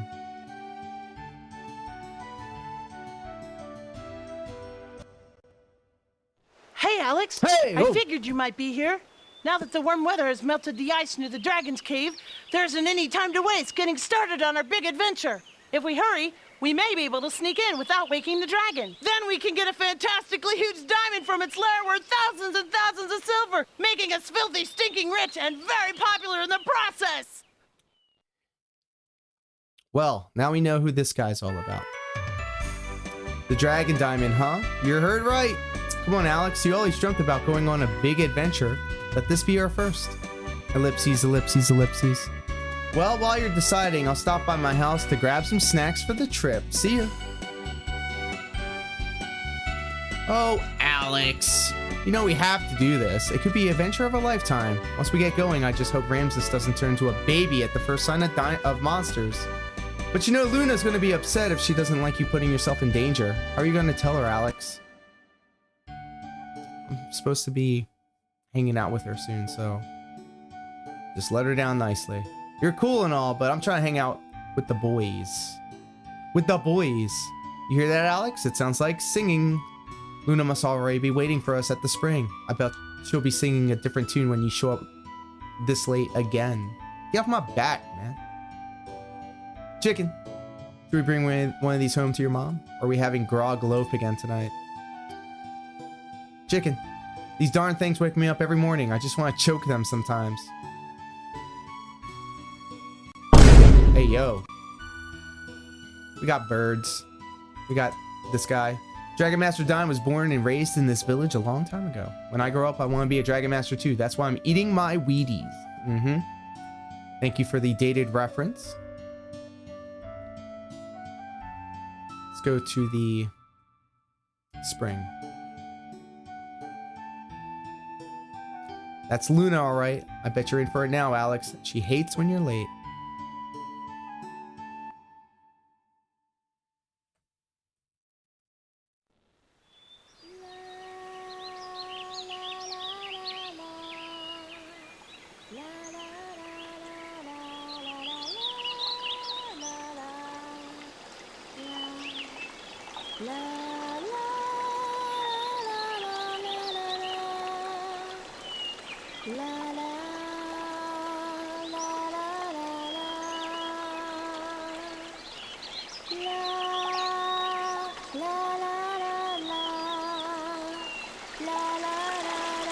This is like some Lunar ASMR action.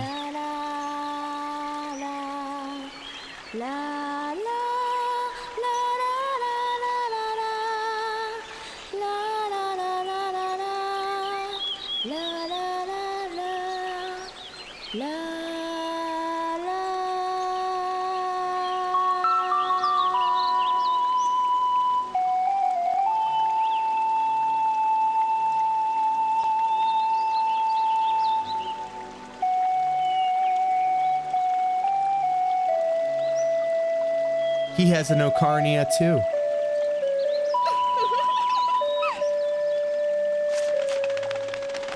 Alex. Hey, ladies and gentlemen, kings and queens, and everybody in between, help me in welcoming the lovely Lieutenant Mal. My pink donut twin, how are you tonight? How was your stream? I hope you're well. Oh, let me show you something real quick. Stay right there.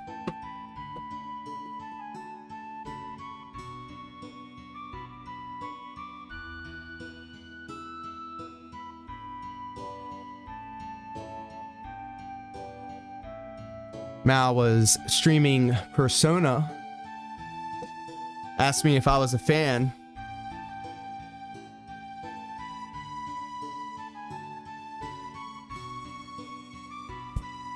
Got my name on it. I think I should do an updated version of this. This is one of my first designs. Way back in the day. I think I'll actually put it on my Stream Element store, which you guys can check out. Just go to my link tree. I think it's in there. Could be wrong. But we are here playing Lunar the Silver Star Story Complete, one of my all-time favorite video games to play. Reminds me of Christmas. This is my holiday video game. Top tier holiday game for me.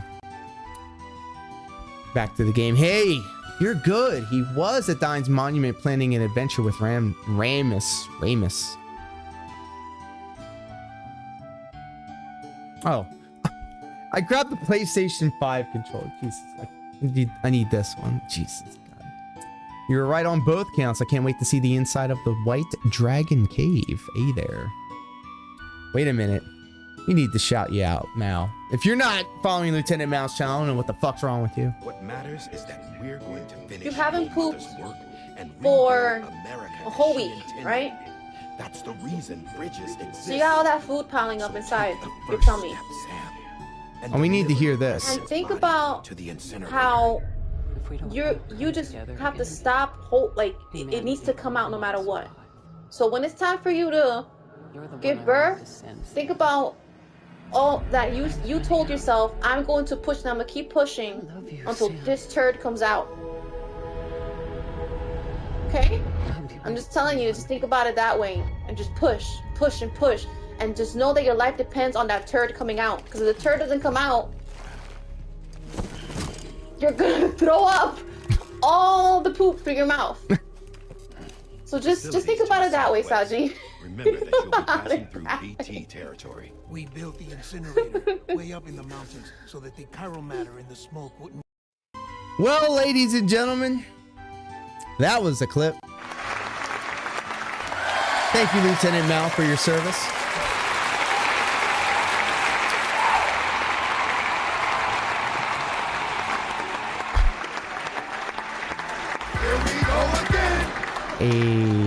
Yeah, Pharma, I'm dead.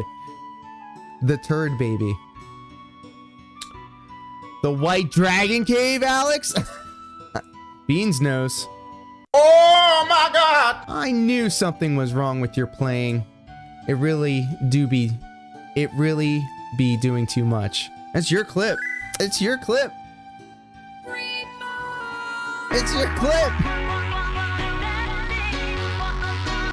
Great content. And I always know when you're keeping secrets from me. Oh, Luna's pissed. Alex, why would you travel to such a dangerous place? Don't be... Oh, she's just getting mad. Yikes, that was loud. It sounded like a roar, but I've never heard a creature like that before. That Luna was pissed. So, you know, I bet it was the voice of the White Dragon. What Ramses said was true. Ellipses, ellipses, ellipses. Alex, where are you going? It turns out it's not all flowers and butterflies for females. Everybody poops.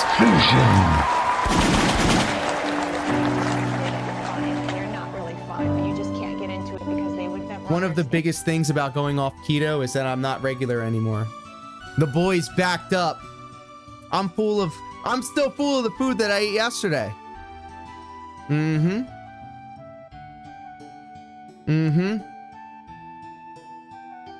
Wait a minute. Do those Moogles got titties? Do those Moogles got titties? Oh my god. Oh, bless in the chat. Which, like I said to do, only because you said so. Only because you said so. That was the adventure Alex and Ramus was talking about at Dine's Monument. Didn't you hear me, Alex? You can get hurt, or worse. Don't let a hemorrhoid come out. No prolapsing here. DJ Smokey. What about your poor parents? They'll be beside themselves with worry. Damn. Gaslighting me. I'm now looking at this through new eyes. Luna, you're kind of a bitch. I've never been able to stop you from doing what you wanted to do, Alex. And I know that your dream is to embark on great adventures, just like Dine. So I suppose all I can do is come along and keep you out of trouble. Perhaps this will even be fun. Hey, yo. And to think you were going to leave without me. But, what are you waiting for? Let's get going. So much for our protagonist starting off the game lying to his childhood friend. I don't know. Helicopter, helicopter. Alex, why do you even try saying no to Luna? He plays you like an Ocarina. So what are we waiting for? Let's begin our great adventure. If it was the other way around, it'd be a problem. Just one moment, Null. I know you're excited and anxious to start the adventure, but we really need to tell Alex's parents where we're going. We can't just let them worry about. We can't let them worry about us. Besides, we might be able to find some things around the house to help us on the trip. You know, I like how you think. This is gonna be great, Alex. Yeah. First off, bitch, you're level 1. You're still on mission 1.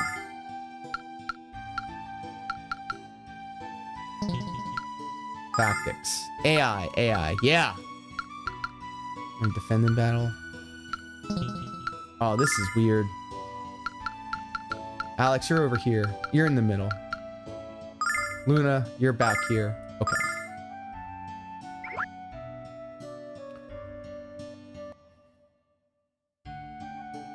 Skylight all come out.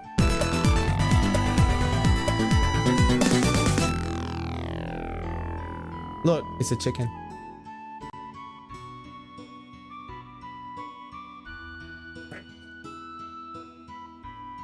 I'm gonna take a photo of that.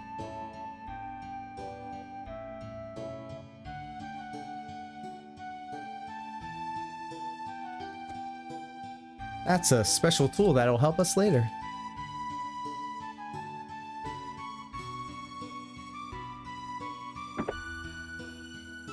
This isn't my house.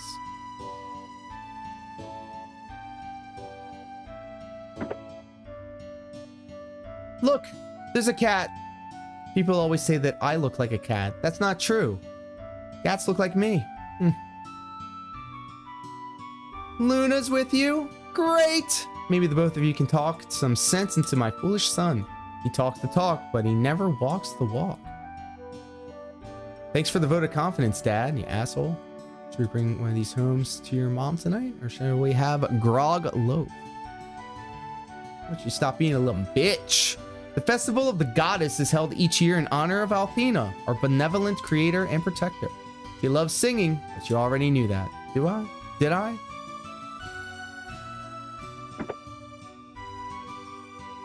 There's my house. What? You want to travel to the White Dragon Cave by yourselves? It's your time, isn't it? Of course you can go, Alex. Take this with you. We got that dagger. And this weapon might be easier for Luna to handle. Got sling. Got it.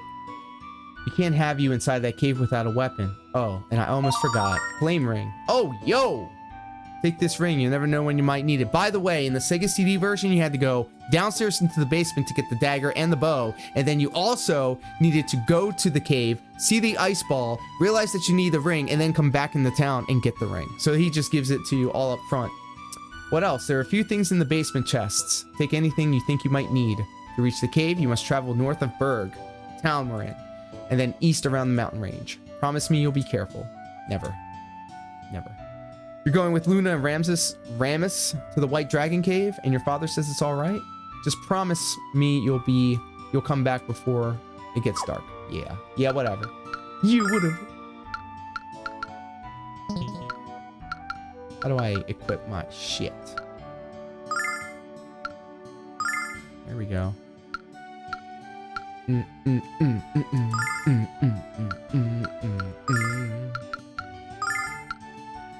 need to give this to Luna. Ew! I don't like that. Okay.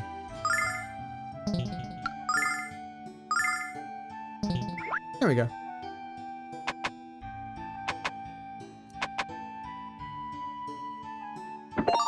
Dragonfly wing. Herb. Yeah. Starlight. Angel Steel. Got it.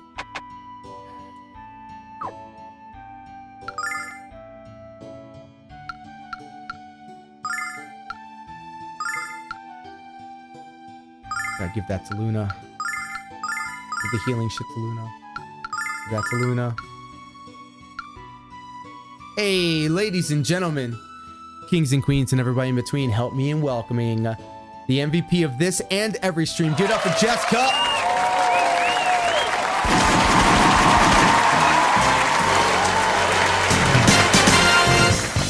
Welcome to the stream. Happy to have you here, as always. I hope you're having a terrific Thursday. All right, we need to go out of town. I'm in my fat boy era right now, and I'm snacking. Sorry to keep you waiting. Everything's all set, so let's get going, Alex. What? Luna's coming with us? Well, that's okay, I guess. I want to see the White Dragon too. Please don't leave me out of this, Ramus. If it's fine with Alex, it's fine with me. Let's go find the White Dragon. Let's.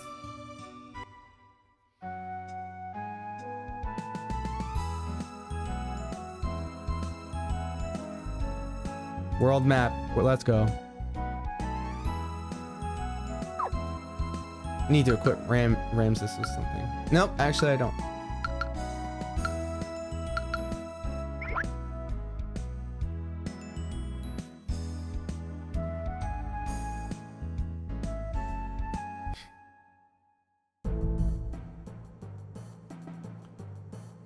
I'm doing excellent. We just watched a video on YouTube about the different ports of this game. Now we're jumping into the game proper. Something that I hold near and dear to my heart. I love the Lunar series. Huge holiday game for me. In the original game, in the Sega CD game, you had to come back and forth and do that, which was a pain. First fight, let's go.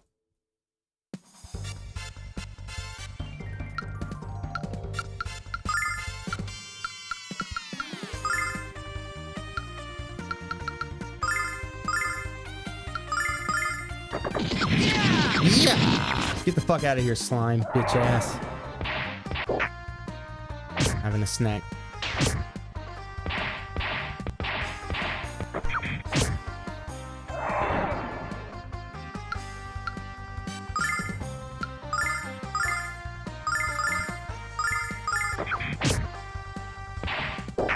My MP is shit now. Thanks, AI.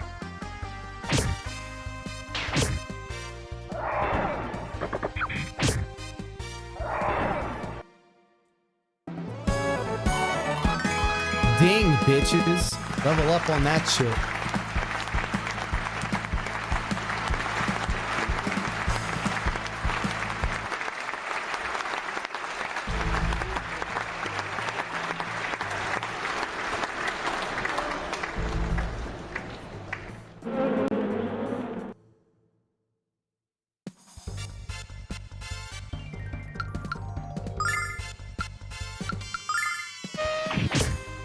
Oh, that's going to make things a lot easier.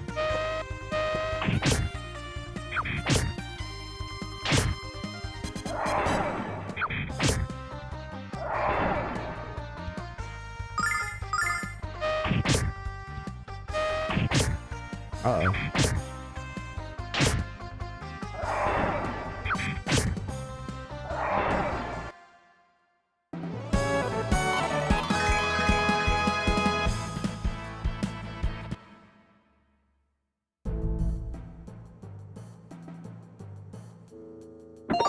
We got herb. Let's use some of that herb.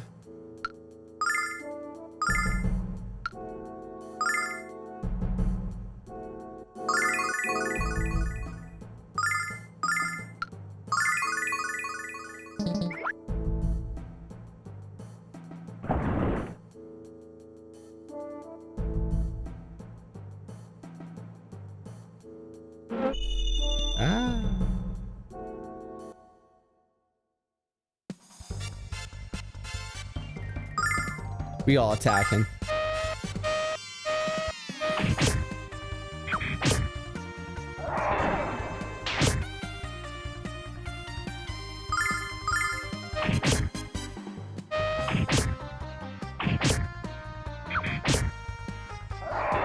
That was a critical hit, baby.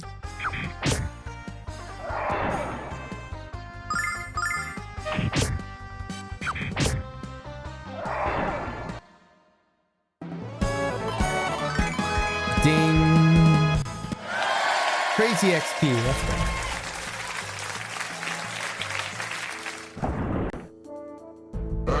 I remember that.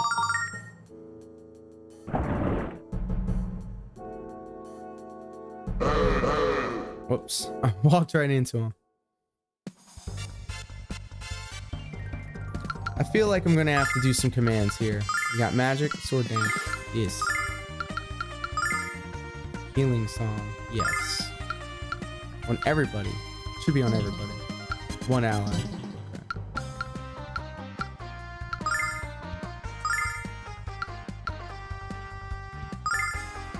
Okay. He's got no magic. He sucks.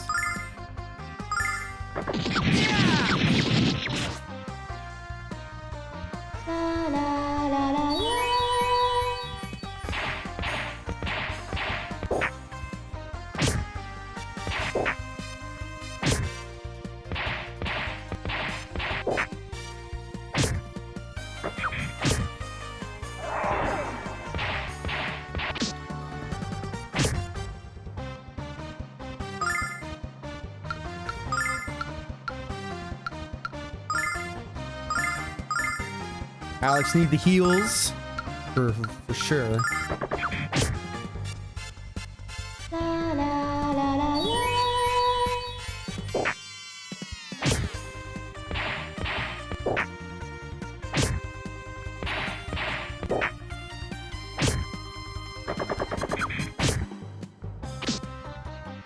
How's he not dead? Come on now.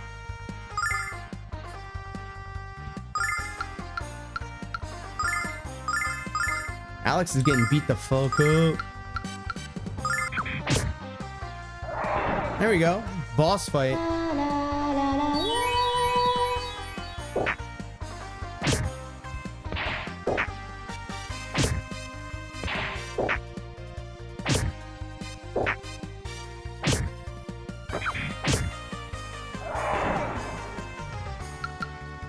Now we can all just clap him.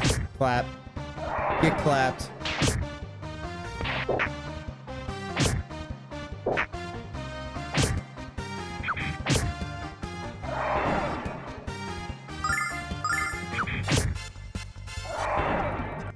Damn, that was a fight.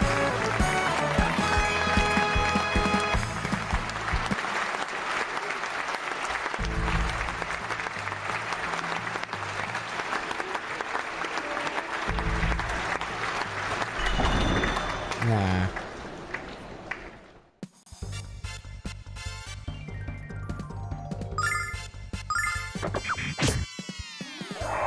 One hit a quitter. Knock him back.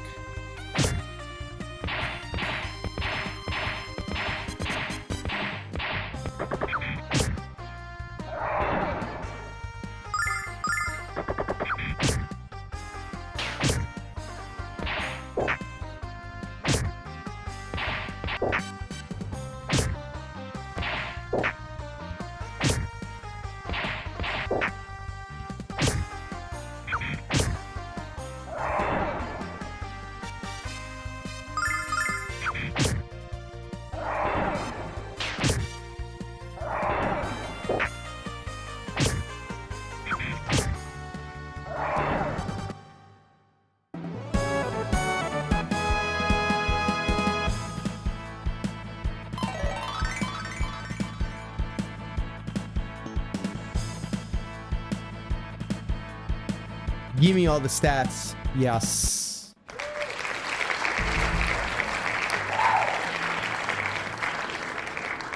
Take that. Take that herb. What are you gonna do? Nothing. You can't do nothing.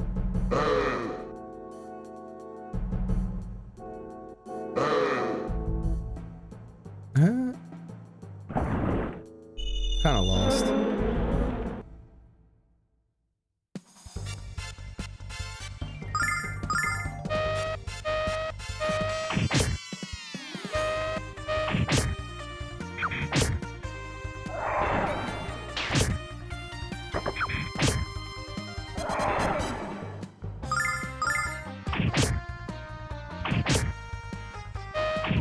Uh-oh. Yeah, get away from me.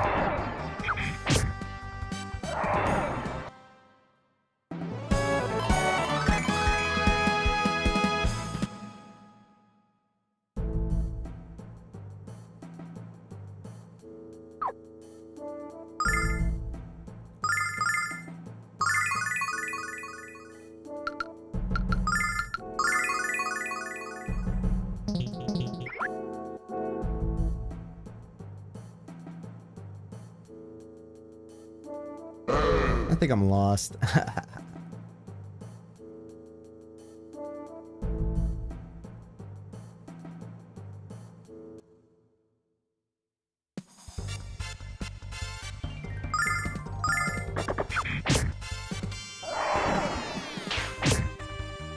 Even Luna hitting harder, okay.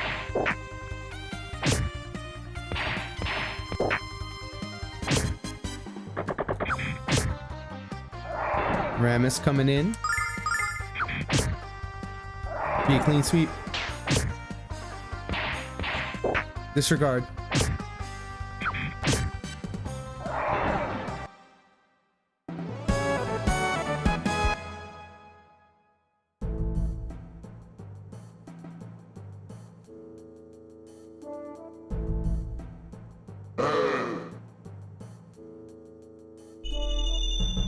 Whoops.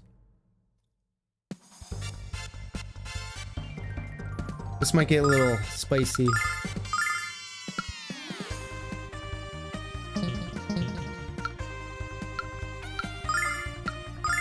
Fuck it. AI.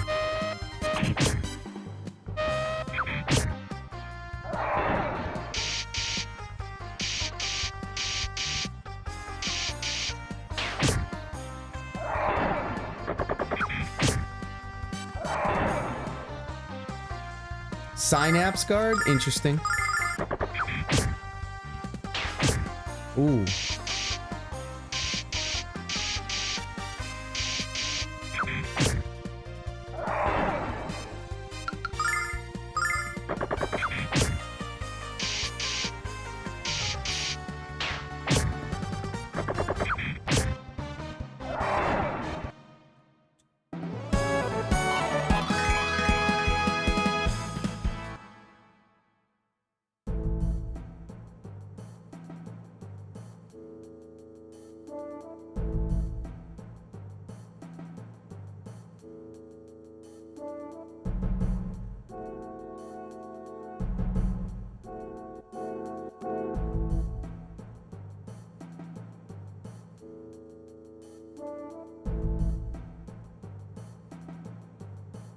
There it is. I knew there was something wrong with that.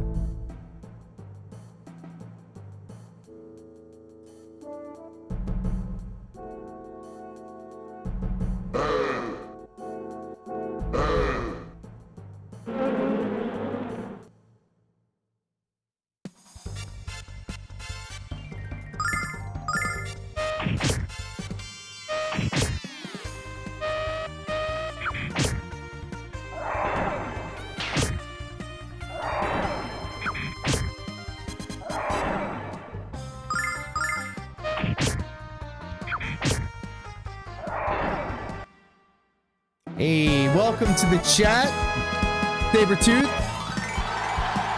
The game is very simple. It's a very simple game.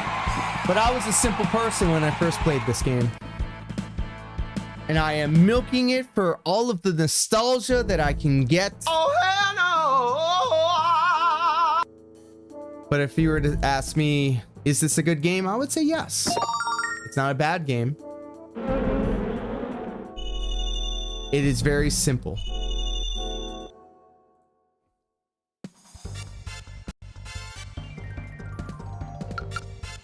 AI, baby. Oh, Luna needs to heal. Do something about that. What's my favorite RPG? I'm gonna be honest, Final Fantasy XIV. That is the game that I've consistently played for well over 8 years. Ever since it came out for the beta on PlayStation 3. Played it all the way up to Endwalker. And pretty much every Final Fantasy after that. What is your favorite RPG, if you don't mind me asking? What games do you rock out with? It all started with Lunar for me, for Sega CD. I got it during the holidays, and I will always associate it with the holidays, and that's why I will always play it as a holiday tradition.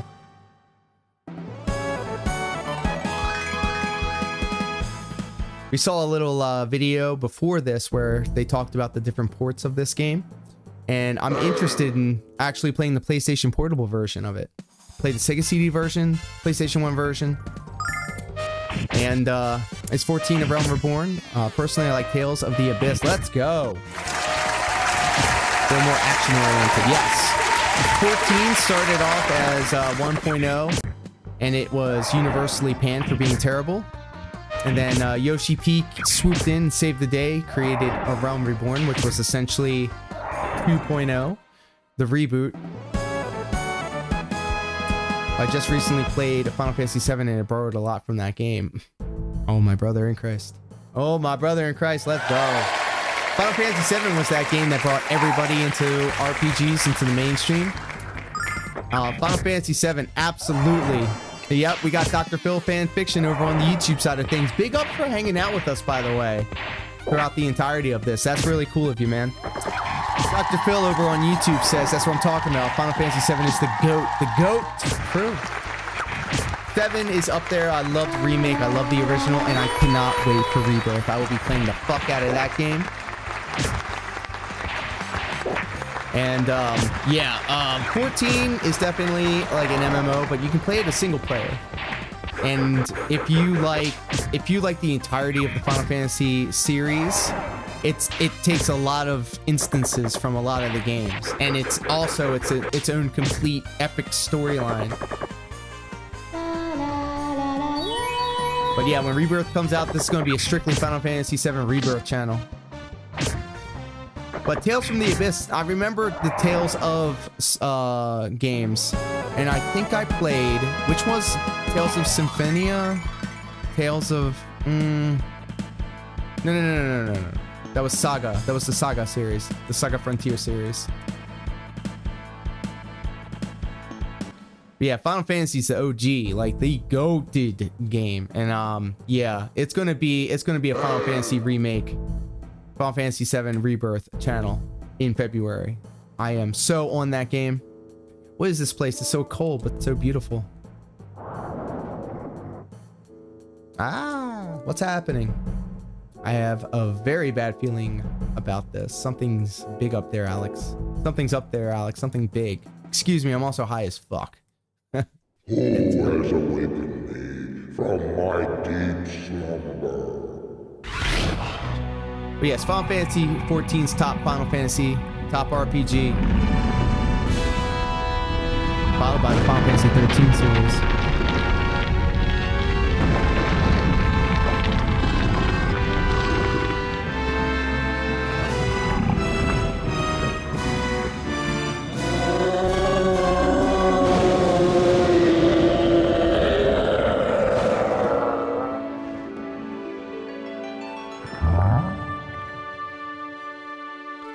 Thank you, Beans. Don't worry about what the fuck he be doing. It's DJ Smoke. My friends, you are the first adventurers to visit me in a long time. I am Korg, Tetrarch of the Dragon Tribe. You have journeyed far. Not really. Now you have arrived It's at my first lair. dungeon, really. It's a journey few have survived. Your mission must be urgent. We just came to fuck around, boy. We don't give a fuck, man.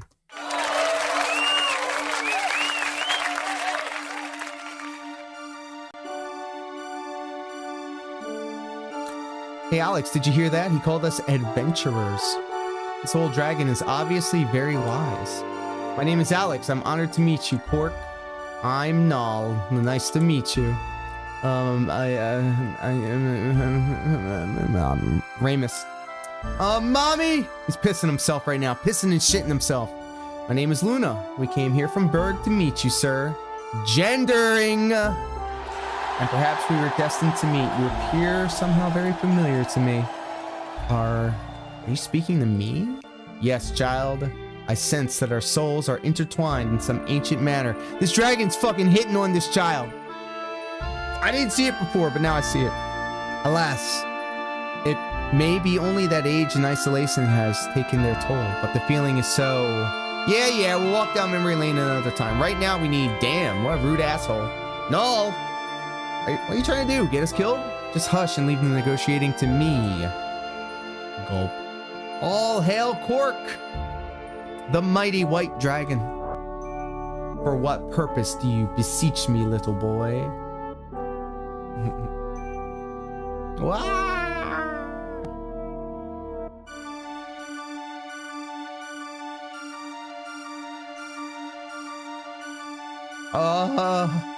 Oh, mighty Cork. We are here to find the legendary Dragon Diamond. Could you please give us the Dragon Diamond? You braved so dangerous a course to secure a Dragon Diamond? I'm beginning to regret that course myself. But please don't chomp us to bits.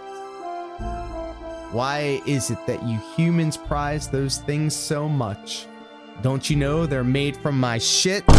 Oh, what's the use? I think Ramus has the right idea, Alex. We should go. After all this, after I lied to her about going here and then getting mad at Null for spilling the beans about it, now all of a sudden they're like, oh, I don't want to do it. The fuck? Oh my god! If you want my diamond so badly, children, you must accomplish but one task. Retrieve the dragon ring found deep within this cave. Return it to me, and I shall give you the diamond. Is that it? I'm surprised you aren't handing out nuggets all day. On the contrary, to obtain the ring, you must pass through the dragon trial. The last to succeed was a headstrong youth named Dine. Unless you use the strength of both your body and your mind as Dine did, the ring shall forever remain beyond your grasp. He's trying to scare us, Alex. Let's pass this trial and get our diamond. Wait, children. Before you begin, I shall restore you all to full strength. You'll need it. That's right. You may begin, children. Your future now rests squarely in your own diminutive hands. What the fuck does that mean, man? What the fuck does that mean? It was at this moment he fucked up. Yeah. You fucked up, dragon, bitch. Tell me get them dragon ring for your dragon shit, bit. Yeah, that's right. You know what I do out here in these streets, in these caves? I run through these albino baboons. Slice them up. 23, baby. One hitter. Luna with the 17. Now she's one hitter. Climbs can't even get close to me. Okay, well that one can. But you're only hitting for 5, my guy. My man Rams is coming through with the 26 hitter. Baboon, fuck off with that 11 damage shit. You know what we doing? We just attacking, baby. We slicing it up. 17 hit point style. 10 hit point style. Taking a chomp out of me. It's only a 5er. Ain't nothing but that. You got a 1 on me, bitch. Get the fuck out of here with the 25 hit points. We're slicing and dicing, baby. We got 1 more to go. We're gonna just easy work. Hitting them for 16 one hitters. Oh my god, 24 critical hit. Get the fuck out of my lobby with that dumb shit. We out of here. All right, enough of that. That was good for one fight, but we're not going to be doing that constantly. But yeah, Sabretooth, if you're still here with us, what brings you to this little corner of the internet? If you don't mind me asking. If you're still with us, of course. If you're not, that's cool too. You're just going to break my heart, you know. My poor little heart. Broken. Break my poor little heart.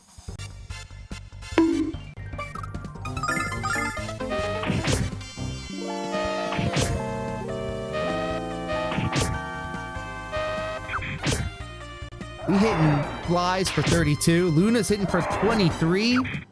Come on now. Ramus with the 29. That's crazy. Y'all are crazy. Crazy out here.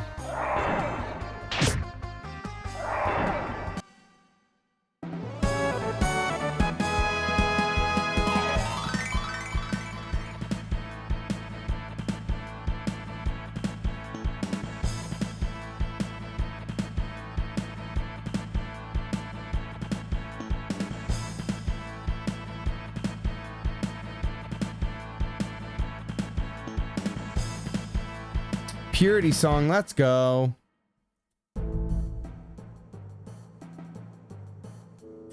Where is it?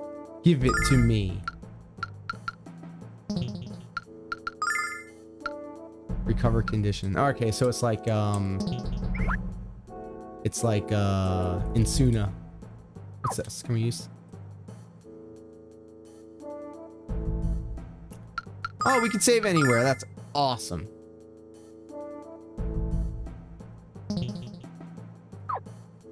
No. We're not doing this again.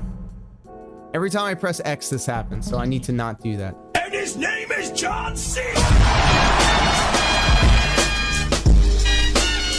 Ladies and gentlemen, kings and queens, and everybody in between, help me in welcoming Shadow to the stream. I'm already fucking high. I can't get any more. I can't get any more higher.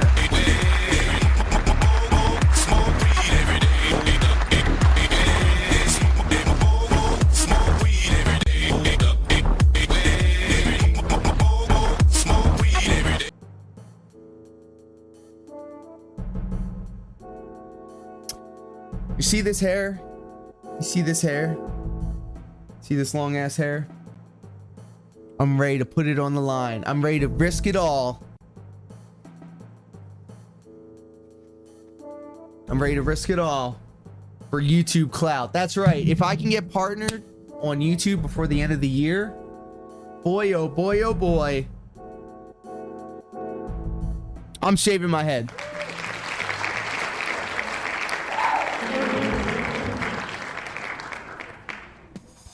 So if you have free time, check out some of my other videos on the YouTube side of things, youtube.com/bm2kx.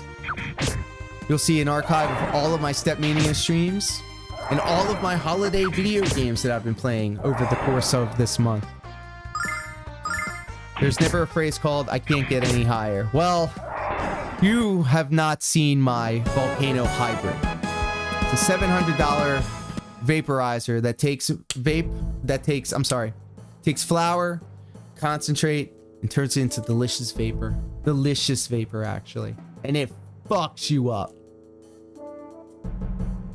very nicely. All right, now I know what to do. Come here now. I'm here. I'm here. Come on up here, baby. Come on up here, baby. There you go. There you go. Now come over here. Thank you. I am so smart. Whoops, I just walked into the slime. Thank you, Beans, for the emotes in the chat. You know how we do on this corner of the internet. If you're over on Twitch, spam the fuck out of those emotes. That's how we get our jollies around here.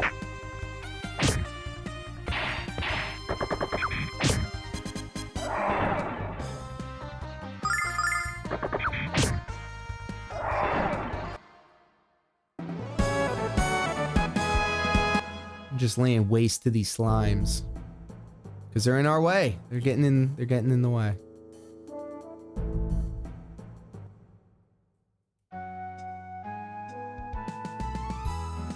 Nope. It's not where I wanted to go. And I reset all the monsters inside. What a dumbass. What a fucking idiot, bro.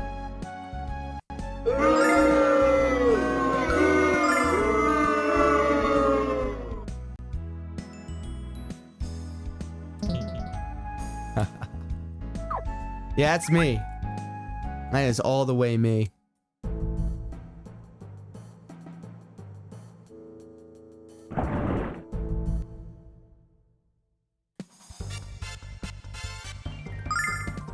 Clap these cheeks real quick.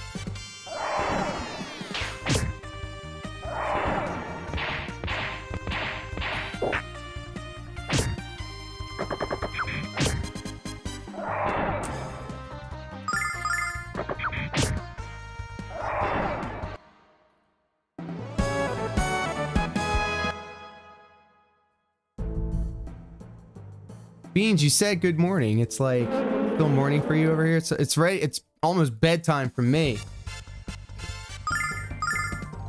Shee.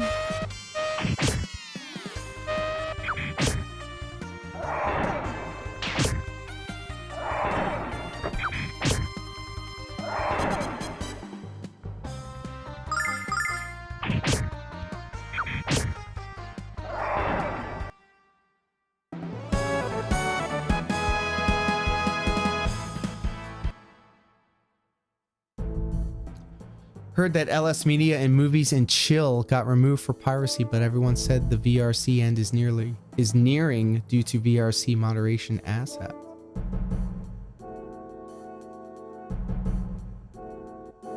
What? I'm just kidding. I'm just kidding. Yeah, it's crazy because Twitch right now is kind of like popping off. Everybody's showing their titties online. I mean, that's awesome. I'm not against it. So, like, what's the big... I don't know. I guess VR chat's different. It's already 11:17 a.m. here, but I'm still sleepy. Hey, yo. If it was 11:17 a.m. here, I would be playing Stepmania. I'd be playing the stamina set because I love stamina now, and I thank you for the nudge in the right direction to find more stamina style Stepmania strippers. steppers. Jesus, where's my mind? I could show you. There it is. That's where the horny is stored.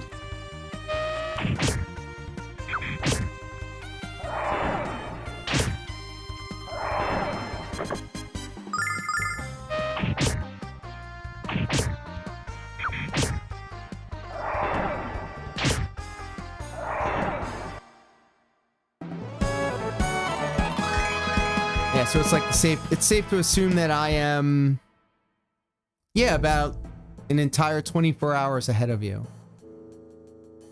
Is it, hold on, is it Friday or is it Thursday in your neck of the woods? If you don't mind me asking. You don't have to answer if you don't want to. Watch this before playing Stamina? Hell yeah. I'll watch it right now. It's Friday over there? Okay, so you're actually in the future. You are in the future. I am... My dumbass American self is stuck in the past, as always. It's crazy.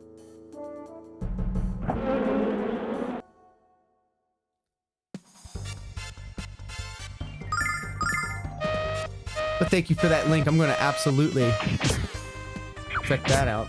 And in fact...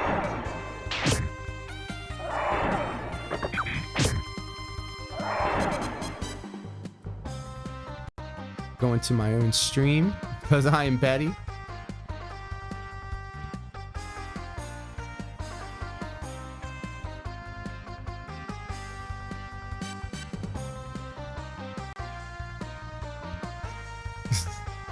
Well, like that. Now I'll come back to it. 23 minutes. I'm gonna watch that on stream. And I watched the video that you had linked before, the In the Groove stuff, describing the different types of steps. It's a 23-minute long video about In the Groove stamina. I almost want to watch it now. I'm thinking about it. I almost want to watch it now. I'm thinking about it. Let me get this Dragon Diamond first. Get this goddamn Dragon Diamond. Hey. Watch it for you stream. Okay. That might be soon because it's like 10:30 in my neck of the woods.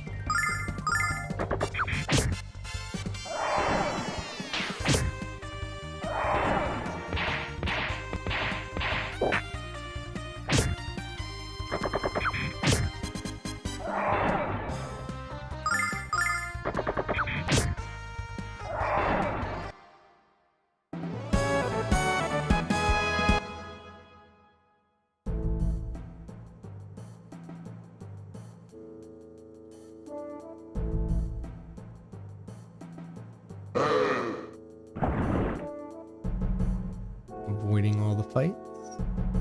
Let's fuck that.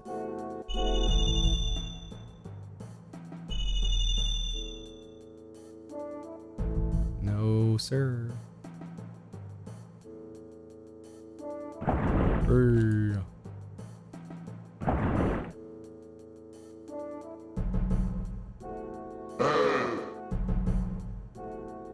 I bet they're inside of these things. I feel like maybe I'm missing something. Right here, dumbass. Come here.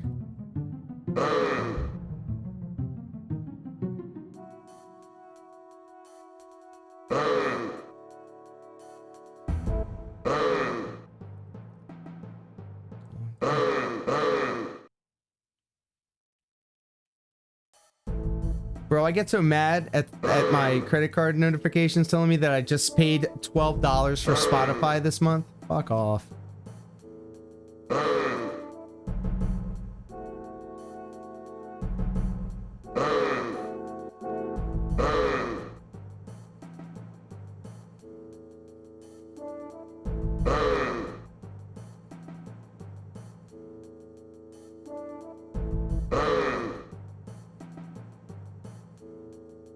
I think you'll be loving the stamina charts and tech charts. Stamina charts don't have bracket, foot switch, or crossovers and other technical stuff. Stamina is more one run. Ha! That's my jam. We were playing earlier today. I played the starter pack 2 or whatever, and I fell in love with it. full comboed 4 songs in a row, 4 marathon songs, and got my first 3,000 combo collectively. Also, no mines on stam charts. Yes. Yes. Maybe tech is not for me. Tech ain't my jam.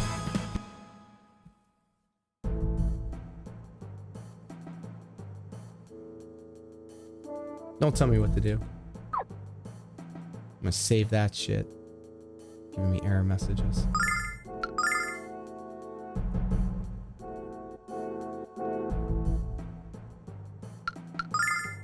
Neurotically saved twice. There's no memory card. You should learn the tech if you already have a bar. I do not, but I asked Santa for one, so soon. Why did I run up? That's so dumb. I've seen all the different types of bars that people have, and I've been looking online, and I see some reviews that actually say, hey, I'm looking for a dance pad. Tell Santa to ship it fast. I mean, I'm not even gonna lie, like, I'm good. Like, if I want something, I can go out and buy it if I want to. I'm completely, like, okay when it comes to that, but, like, I was ready to buy a Nintendo Switch after Thanksgiving, but I was like, nah. Nah. It's like a $700 investment.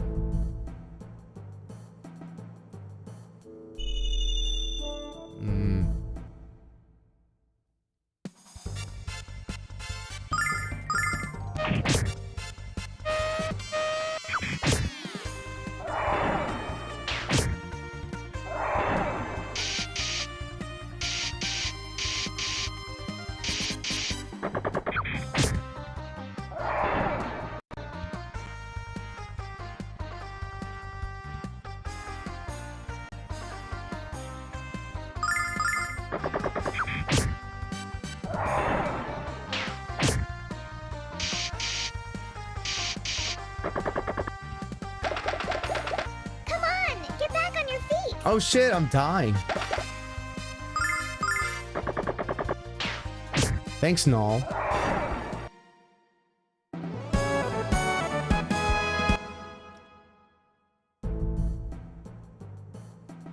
That kind of threw me off. What?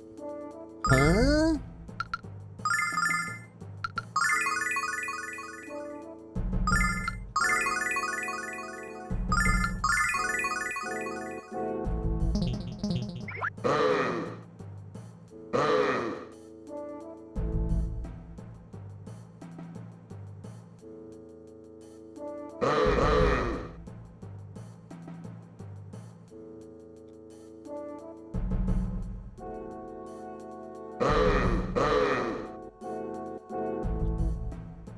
You mean to tell me it was here the whole time? Fucking idiot. What a dumbass. Come here, break this shit for me. Ooh, in a fight, huh?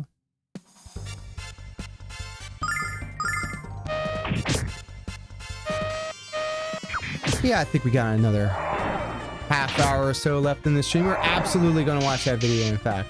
I feel like I'm getting close to getting this dragon diamond or whatever the fuck. So we're gonna do that first. Then we will rock out to some in the groove stamina. We're gonna live react to a video.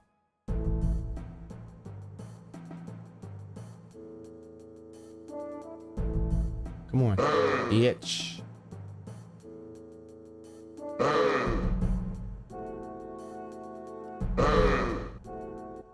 That's one. That's all I need, right? Yeah. Yeah. That's right. I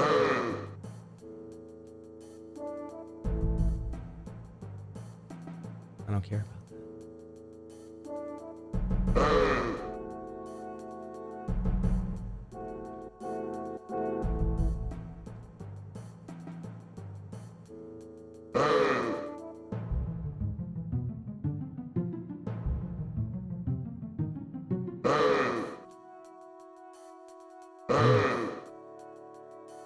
I'm fighting him. Fuck.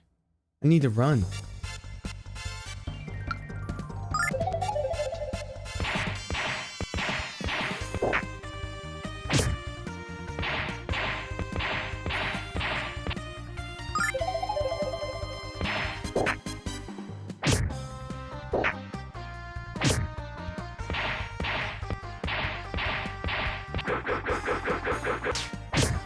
Threw a snowball at me. Fuck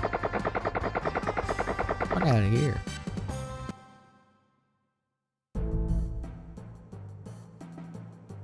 There you go.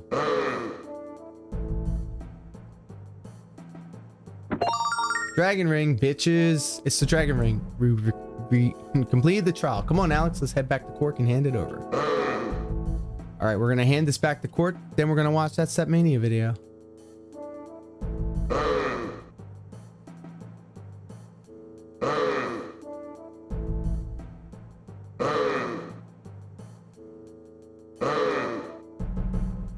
There you go. Ah, why did I do that?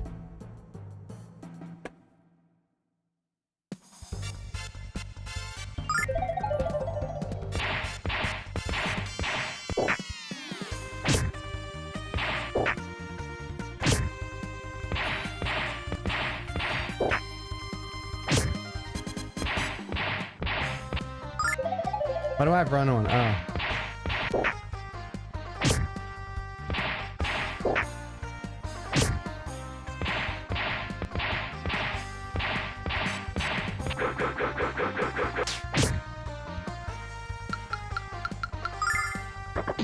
Sword dance, bitch. 41.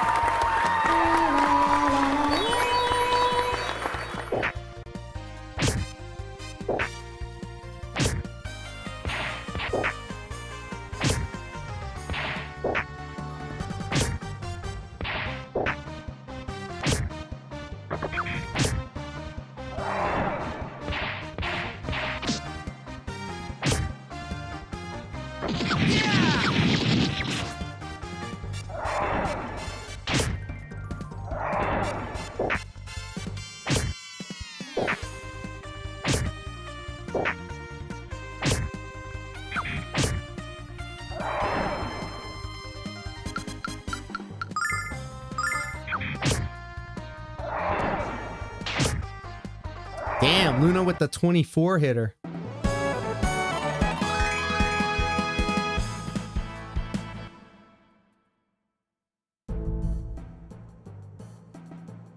Yeah, get the fuck out of here.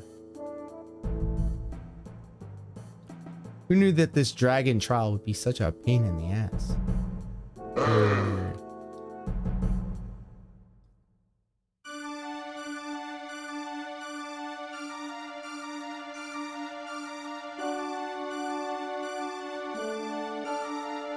Thank you, Jess.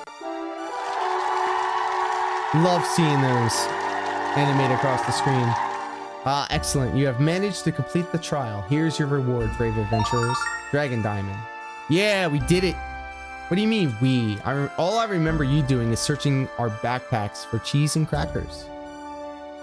But this is the first small step of your long adventure, young Alex. The first step? Yes, the time is upon us, and more importantly, Alex, you have the green eyes. When I last gazed upon eyes like yours, it was the shining face of Dine I beheld, the Dragon Master. Why do you act so surprised? Anyone who looks into your eyes can see it, Alex. The desire to become a Dragon Master burns within your very soul. Ugly dragon, don't tell Thuban that. Dragon of Retro will take you to task. Cross over to the mainland and seek out your destiny. Search for my brothers, Red, Blue, and Black. Overcome their trials and claim their rewards. Return here when you earn the prize of manhood. You mean get laid? And the new Dragon Master will be born into the world. Wow, Alex, did you hear that? Alex, your success is not guaranteed, young one, so remain vigilant. I shall pray for your return. Before your long journey into unknown fates, should you spend one last night with those you love. Yeah, that's right. Use the dragon wing and get the fuck out of here. Can't do it here.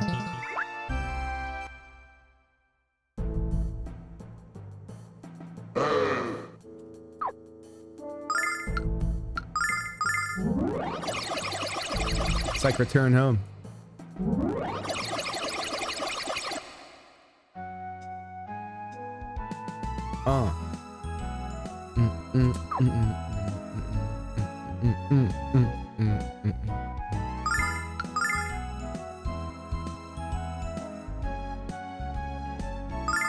Save it twice because I'm neurotic.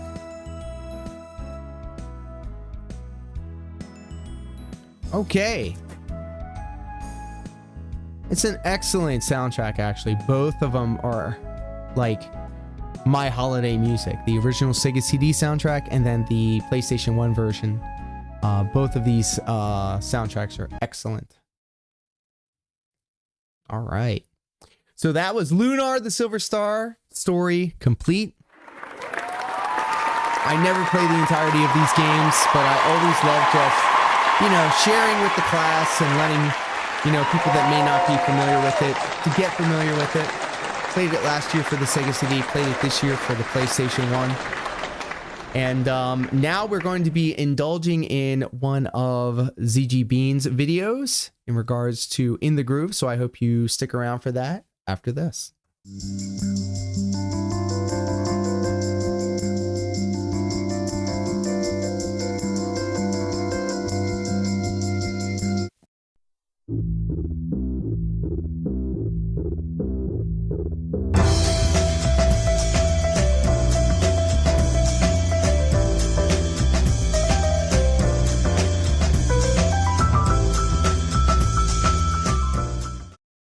Hey, yo, welcome back to the shit show.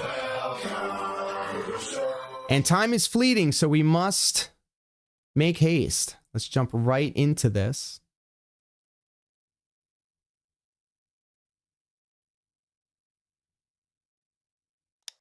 Stamina players always look like they're doing some kind of Club Penguin shuffle.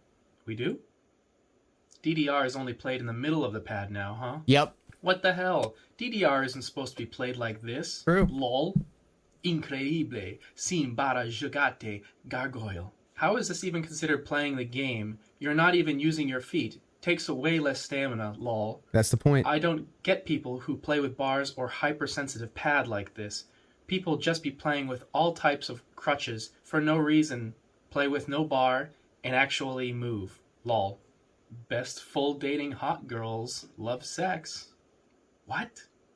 This is the first time I've ever seen anyone use a DDR pad like that, and it took me a second to comprehend and also stop laughing. Man, burn.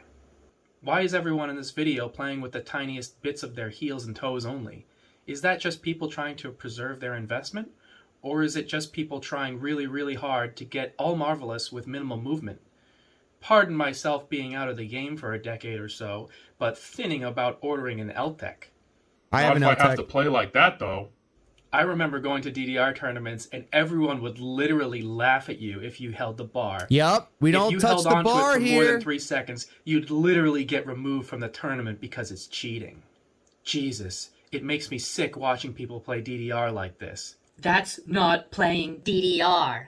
Holding the damn bar and barely moving your feet is not playing goddamn DDR. At that point, why even use the pad? Just use a controller. It's exactly the same level as playing DDR. Either do it correctly or don't do it. Otherwise, you are just saying, I managed to trigger all the arrows, so I play DDR, right? Do you want to play DDR? Or just trigger the arrows? They aren't the same damn thing. Think we struck a nerve. These high-level players look so lame taking these teeny tiny non-steps. It's clear that at this level, the challenge is in the mind, interpreting these steps, and not the footwork. Not true. Really sad that top-tier DDR has evolved into this. What's with this wiggle style of playing? A wiggle style, let's go. I've seen it everywhere now. It almost defeats the point of the game. You know what? All right, welcome back. You know what? He's right. I see a bunch of y'all on the internet doing the tippy tappies, and I am jealous. I wish I can do it. I cannot do it. I've had 20 years of DDR under my belt, and I'm not going to not use the... It's interesting. This is the kids get off my lawn moment for me. I wanted to do a quick video on what ITG stamina even is. It seems like there's a lot of people out there who are confused. There's a great video. I watched that. I live reacted to it on this channel. Hunter, very good. And it kind of talks about, the broad styles of modern 4-panel. It's called What is Modern Dance Dance Revolution, and I'll link it down below. So I recommend checking out that video. It'll give a lot more broad context. In this video, I want to focus in on really just one slice of that, which is stamina. What is this foot wiggling, teeny tiny non-step thing that's going on, and why are we doing it? Now, some of you guys might not know this, but I actually used to play DDR. That's true. I'm a Konami simp. Yeah, I used to play DDR for years and years and years. And, That's me. Mostly it was like Extreme. I really like Fifth Mix. I probably paid a small fortune in money to an arcade. To, a man after my own heart. For 3 songs. I really liked DDR, and there was a point in time where that was the only way to like play a dance game like this, was going to an arcade and forking over $1 and playing the same songs over and over again. And that was great, but you know, as time went on, I learned about ITG, and in my opinion, how much better this other system was. It might, you know, it's probably hard for people to understand, you know, why exactly it's better, or you know, maybe not better, but different. The one huge issue for me is the licensing. ITG, the way it is in modern times, is it's not illegal, but it ain't, you know, exactly legal. No one's going out there and licensing songs for a pack to distribute. Unlike Konami and other modern games like Stepmania X that have to go out to creators and get licenses for songs, which sometimes go away. I'm sure you DDR folks have seen songs just kind of go away because they're not licensed anymore. But unlike that, Dynamite Rave, ITG is driven by the community. So just any old Joe can go out there and make a pack out of the songs that they like. But I love that. I think that's one of the reasons that draws me to the community, is because there is just so much content. And yeah, it's free. No one's really making money off of it, and you don't have to pay anything. You can easily go out there and get like 50,000 songs. But we're not talking unlike about DDR, that. where you know you got a very select set of songs you're playing over and over and over again. And you know, if you don't like the way that they charted the song, well, I got good news for you, because there's, you know, there's tech, and then there's FA, and there's stamina, and people are charting songs differently, and you can choose what you like. And what I like is stamina, and that's what this video is about. So the question is, why would I go from that to shitty foot wiggling that takes no effort? First, let's talk about what even is stamina. Now, I am not an OG stamina player. There are plenty of people in the community who have been doing this for 10 plus years. I am not one of those people. Me. You know, I started just a few years ago taking it seriously. I might not have the best definition of it, but in general, stamina content is long Dom or is fast, a no-bar or, stamina usually a player? mix of That's both. me. It's It contains me. streams, and streams are uninterrupted sets of arrows that sometimes can go on for a long time. Usually you count Streams are my favorite the length type of of a arrows. stream in measures, which is a music term that honestly I don't even really understand that much.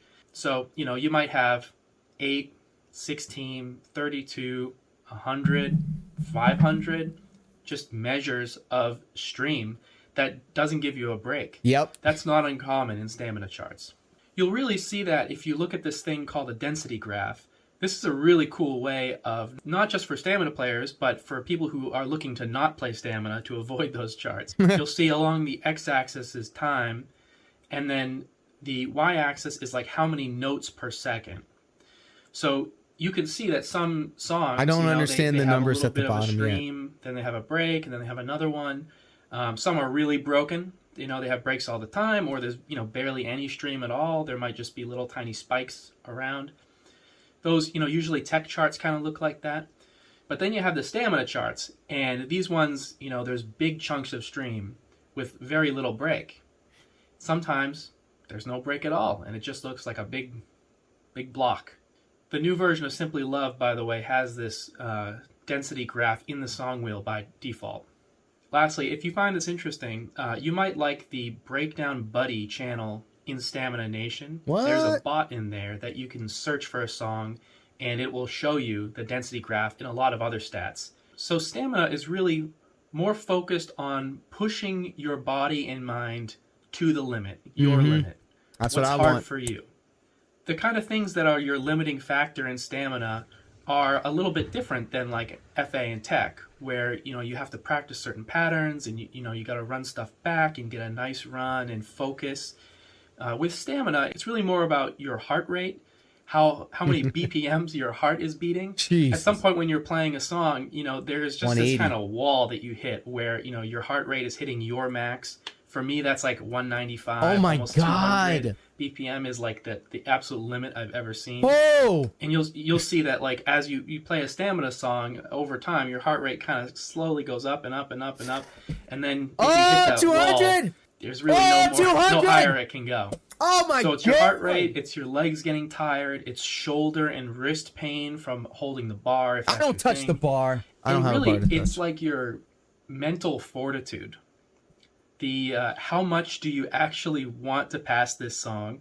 It is so easy to stop. Your mind is just telling you, I can just give up right now, and all of this pain and suffering will be over. Part of your success playing stamina is for you to say, no, I really want to pass this, and I'm not going to stop. Stopping is a decision that I have to make, and I'm not making that decision. My mind's telling me no, but my body, 200. my body's telling me fuck. Part of what makes stamina so intriguing to me is that there's always something harder to play. Now that might be true in a lot of things. I'm sure that's true in tech and DDR as well.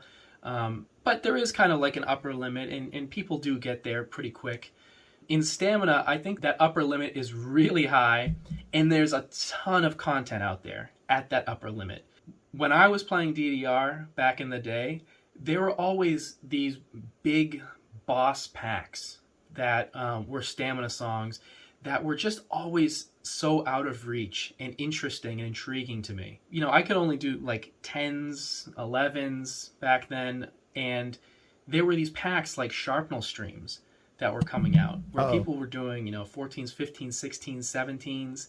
The pendulum packs. Yes, I remember watching. I have that. Ian playing these in his garage, just being like awestruck that someone could play an hour of uninterrupted stamina. The Psytrance packs. These things are I love Psytrance. Insanely difficult and super long songs. When these were popular, I was like I wasn't even in the realm of like being able to pass any of these, and it was always interesting to watch like the people who could. Years later, I've kind of come back around, and like I can now get through some of these songs. It's really, really fun. And now there are more boss packs that I can't even hope to touch. Oh, hell no. So I would kind of look at these players in the community from a distance.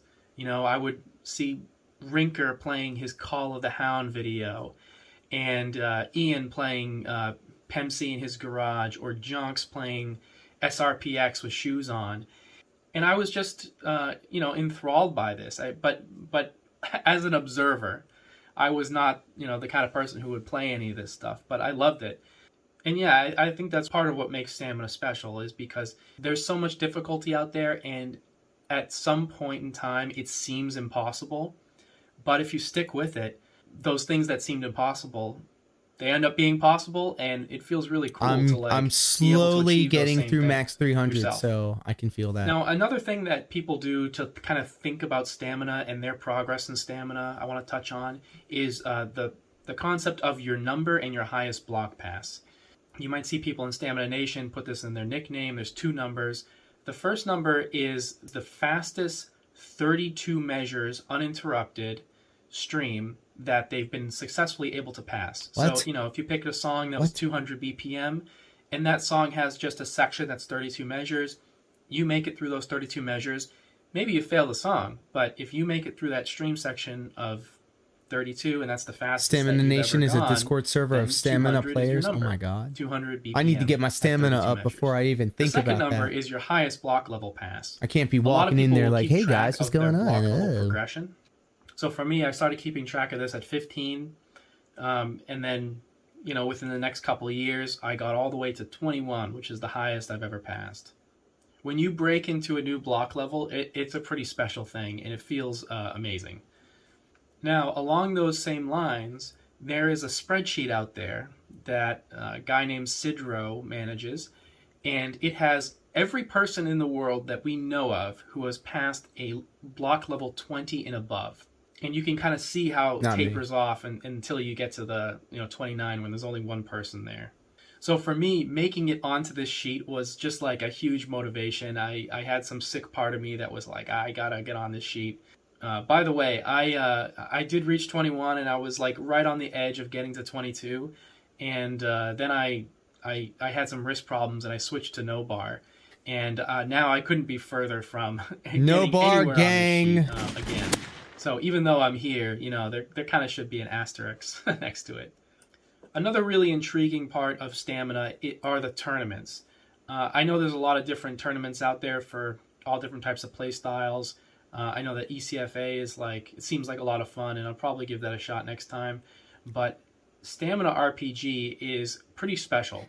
And if you don't know about it, or if you've only seen people playing songs from it, there's a lot of really cool stuff going on there. And I urge you to go to the Stamina RPG website, just read through the rules and sign in and make an account, and just kind of check it out and see some of the stuff and how it's working. There are, you know, quests and unlocks, and they automatically download, and it tracks your progression and your rivals, and there's so many cool things going on here, and it makes playing a lot of fun. So on foot wiggling, there is a lot of that, and part of being successful in Stamina, at least in modern times, is to minimize your movements. So here's some of the weird things that Stamina people do. They'll put socks over their shoes, and the reason for that is so that, you know, as they're moving on the center panel, they can do more of a motion that slides. That action of like your shoe getting stuck on a panel and having to lift it off and get stuck again, you know, multiply that by 6,000 times in a song, and that's a lot of energy. So if you can kind of just do a little bit more of a sliding motion with something slippery, it really helps out, or it can. So they'll put socks over their shoes. They'll put polish on the center panel. I'm somebody who does. I've seen Fiera do this. So we'll put a little bit of furniture polish, wipe it on the center, and it makes it super slippery, and it really reduces the friction down. Oh. Then there's something that I don't do, which I think is very funny. Some people will take like hair nets or like bread bags or just like grocery bags and put them in between their socks. And the reason for that is to just keep a barrier of sweat that doesn't just like go through your socks onto the pad. Oh my and, God. like, the sweat would cause friction and slow you down. I avoid that by just using fit kicks. So my setup for my footwork is a sock, just a normal sock, and then I put on a fit kick and then a sock over that. So I agree, that is very silly, especially as a DDR person looking in and saying, like, why does this guy have bags on his feet? What the hell is this game? The guy's barely moving. He's barely touching anything. At the same time, that's kind of what you have to do to pass a super high-level song where you need to optimize everything. Or can't find it on Amazon. That, you know, might be an hour long, or 2 hours long, or 7 hours long. I welcome an hour-long song. Those do exist. What might be a little bit more difficult to see, that person who is, you know, using this minimal movement, what? He's in a suit and tie? arrows, it seems like, from, you know, their heel or their toe, is that their heart rate is probably at their maximum, which, you know, you might not have ever felt in your life. Fitkicks.com. Unless you've been like Thank a sprinter who has like sprinted for a mile or something. It might not look like it, but there's a lot of muscles that are getting moved there, and things like keeping up your breathing, enough oxygen in your body, and your heart rate in a manageable place. There's a lot of stress going on there. So in that vein, things are not always as they seem, and they have gotten easier over time. Wellness if you go kicks. back in time and you look at some old videos, you know, Jonks comes to mind. Kicks. A lot of people used to play in shoes. Some people still play in shoes. I play in shoes. But back then, there was a lot of really hard stepping going on, and that took a lot of, you know, different muscles. And it was also a limiting factor for a lot of people. They were able to pass some really difficult stuff wearing shoes. Players like Soft Tofu today are able to pass some really difficult stuff. But more people can pass more difficult things now by using some of these optimizations than they could in the past. And I think that's a good thing, not a bad thing. People have just raised the bar by introducing these optimizations. And now content that wouldn't have been fathomable a few years ago is now possible.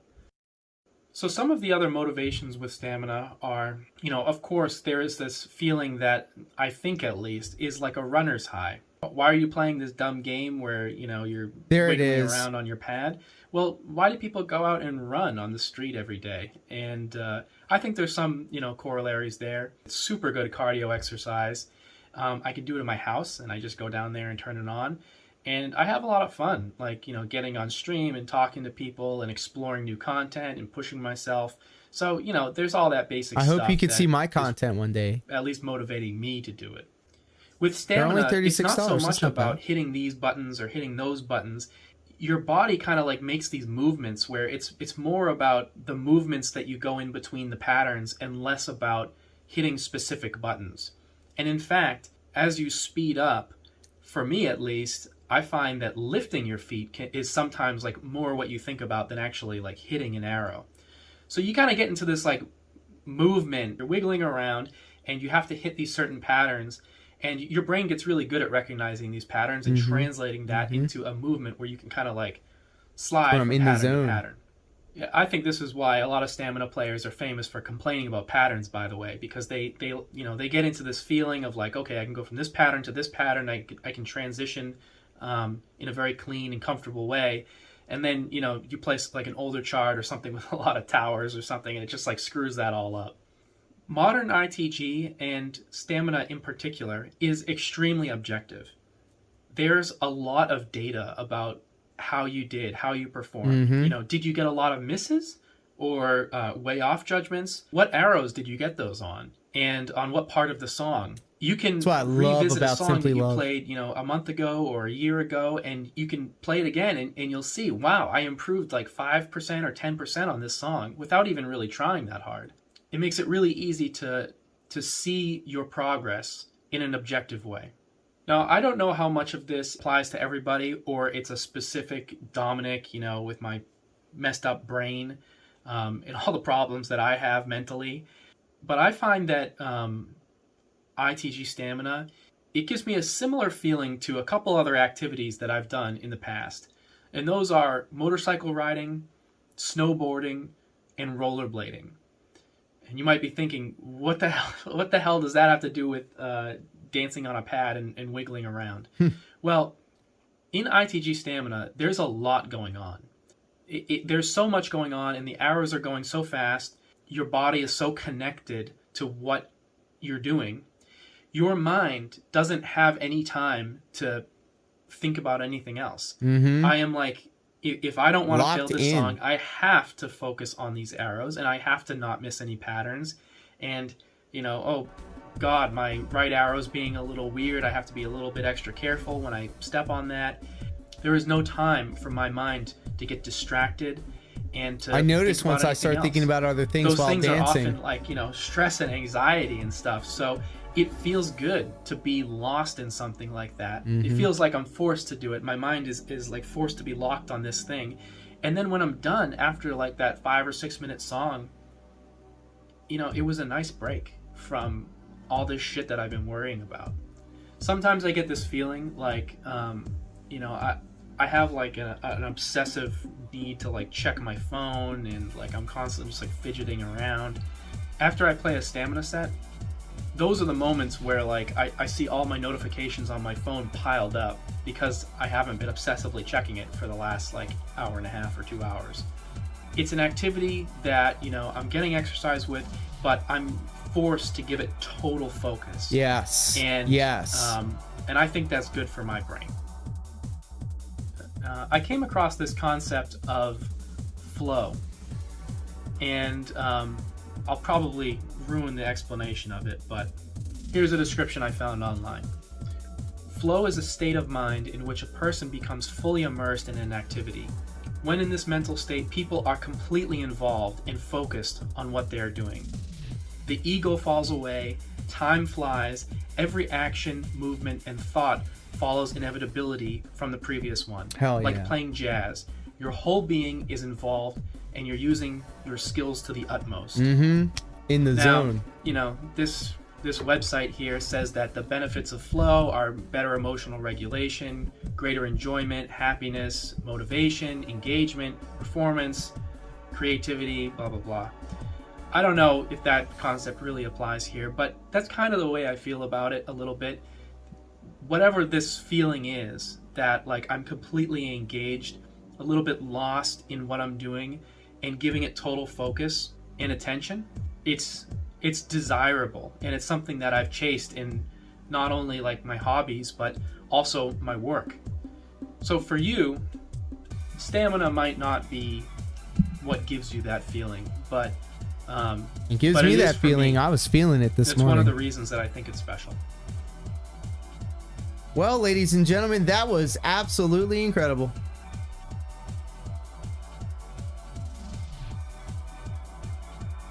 Thank you, Beans, for the recommendation and the link to Fit Kicks.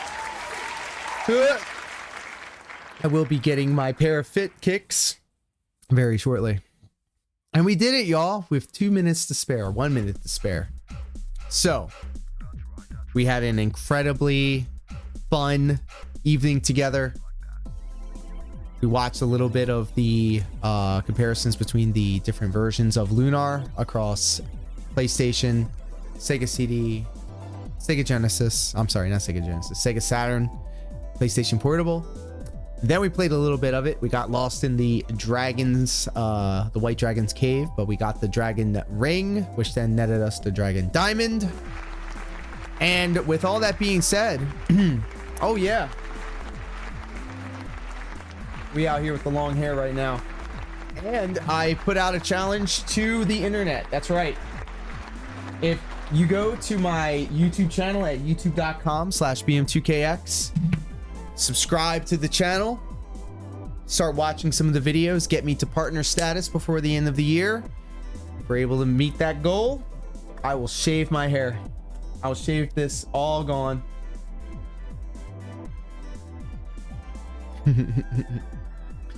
I know that ain't gonna happen, so that's why I put it out there. And I mean, hair grows back. I'm gonna grow it back like this. Like without the shaved sides. Just go. Or I'll like pull it forward. You shave your hair? No, your hair is legendary, Mal. There's a nuke in this club. Next time, let's watch a YouTube video about how to do stamina forms. Absolutely. If you have a video in mind, please do drop it in the Discord in the recommendation views. All the curls gone. I like the curls.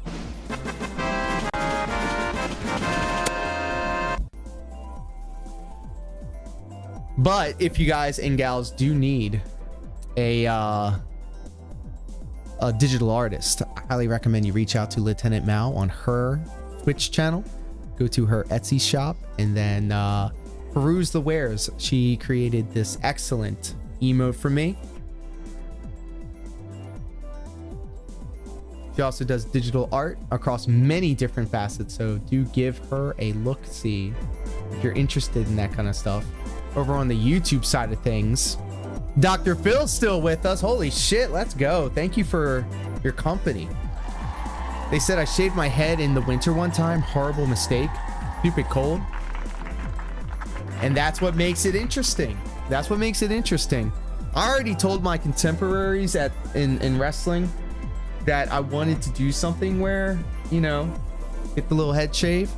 But I think we can get more out of it. I want the community of people that follow me here on the internet to move on over to my professional wrestling career, because the office listens to the people. They give the people what they want. And if I build up a nice little community over here and I point them in the direction of where I do my pro wrestling, I think that's going to be a very advantageous situation. Yeah, that makes sense. Aw, thank you. Thank you. I do believe I have you followed as well, because I'm a stalker.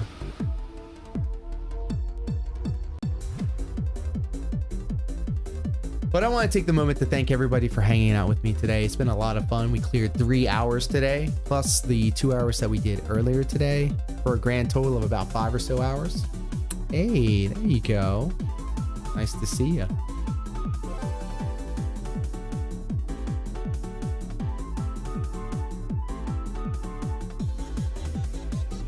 Yeah, see you dyeing your hair. Yes, and I am subscribed. Let's go.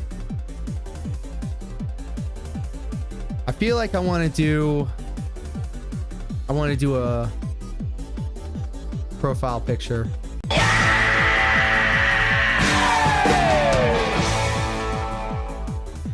would like to do that. I'm gonna draw your profile picture. I love you, I love you. Are you stalking me with relevant information I've left on the internet? But yes, that means we're one step closer to hitting 500 subscribers. That on top of about 3,000 hours worth of view time on the channel. Ain't no way it's gonna happen before the end of the year. But stranger things have happened. So if you guys are up to the challenge, I'm a man of my word. I will shave my head if I manage to get my channel to partner. All right, though. So, with all that being said, guys, how about we give our good buddy, Dragon of Retro, a raid. Playing Final Fantasy V, a very good friend of mine who comes out to my shows to help support. He has a big old crush on Matt Riddle. Hopefully we'll get to see them both in Joppa and in Hollywood. So with all that being said, guys, stay tuned. Tomorrow morning, we're going to be doing some more Step Mania bright and early, Friday morning. And thank you for hanging out with us. So until next time, guys, take care. Be safe. Peace.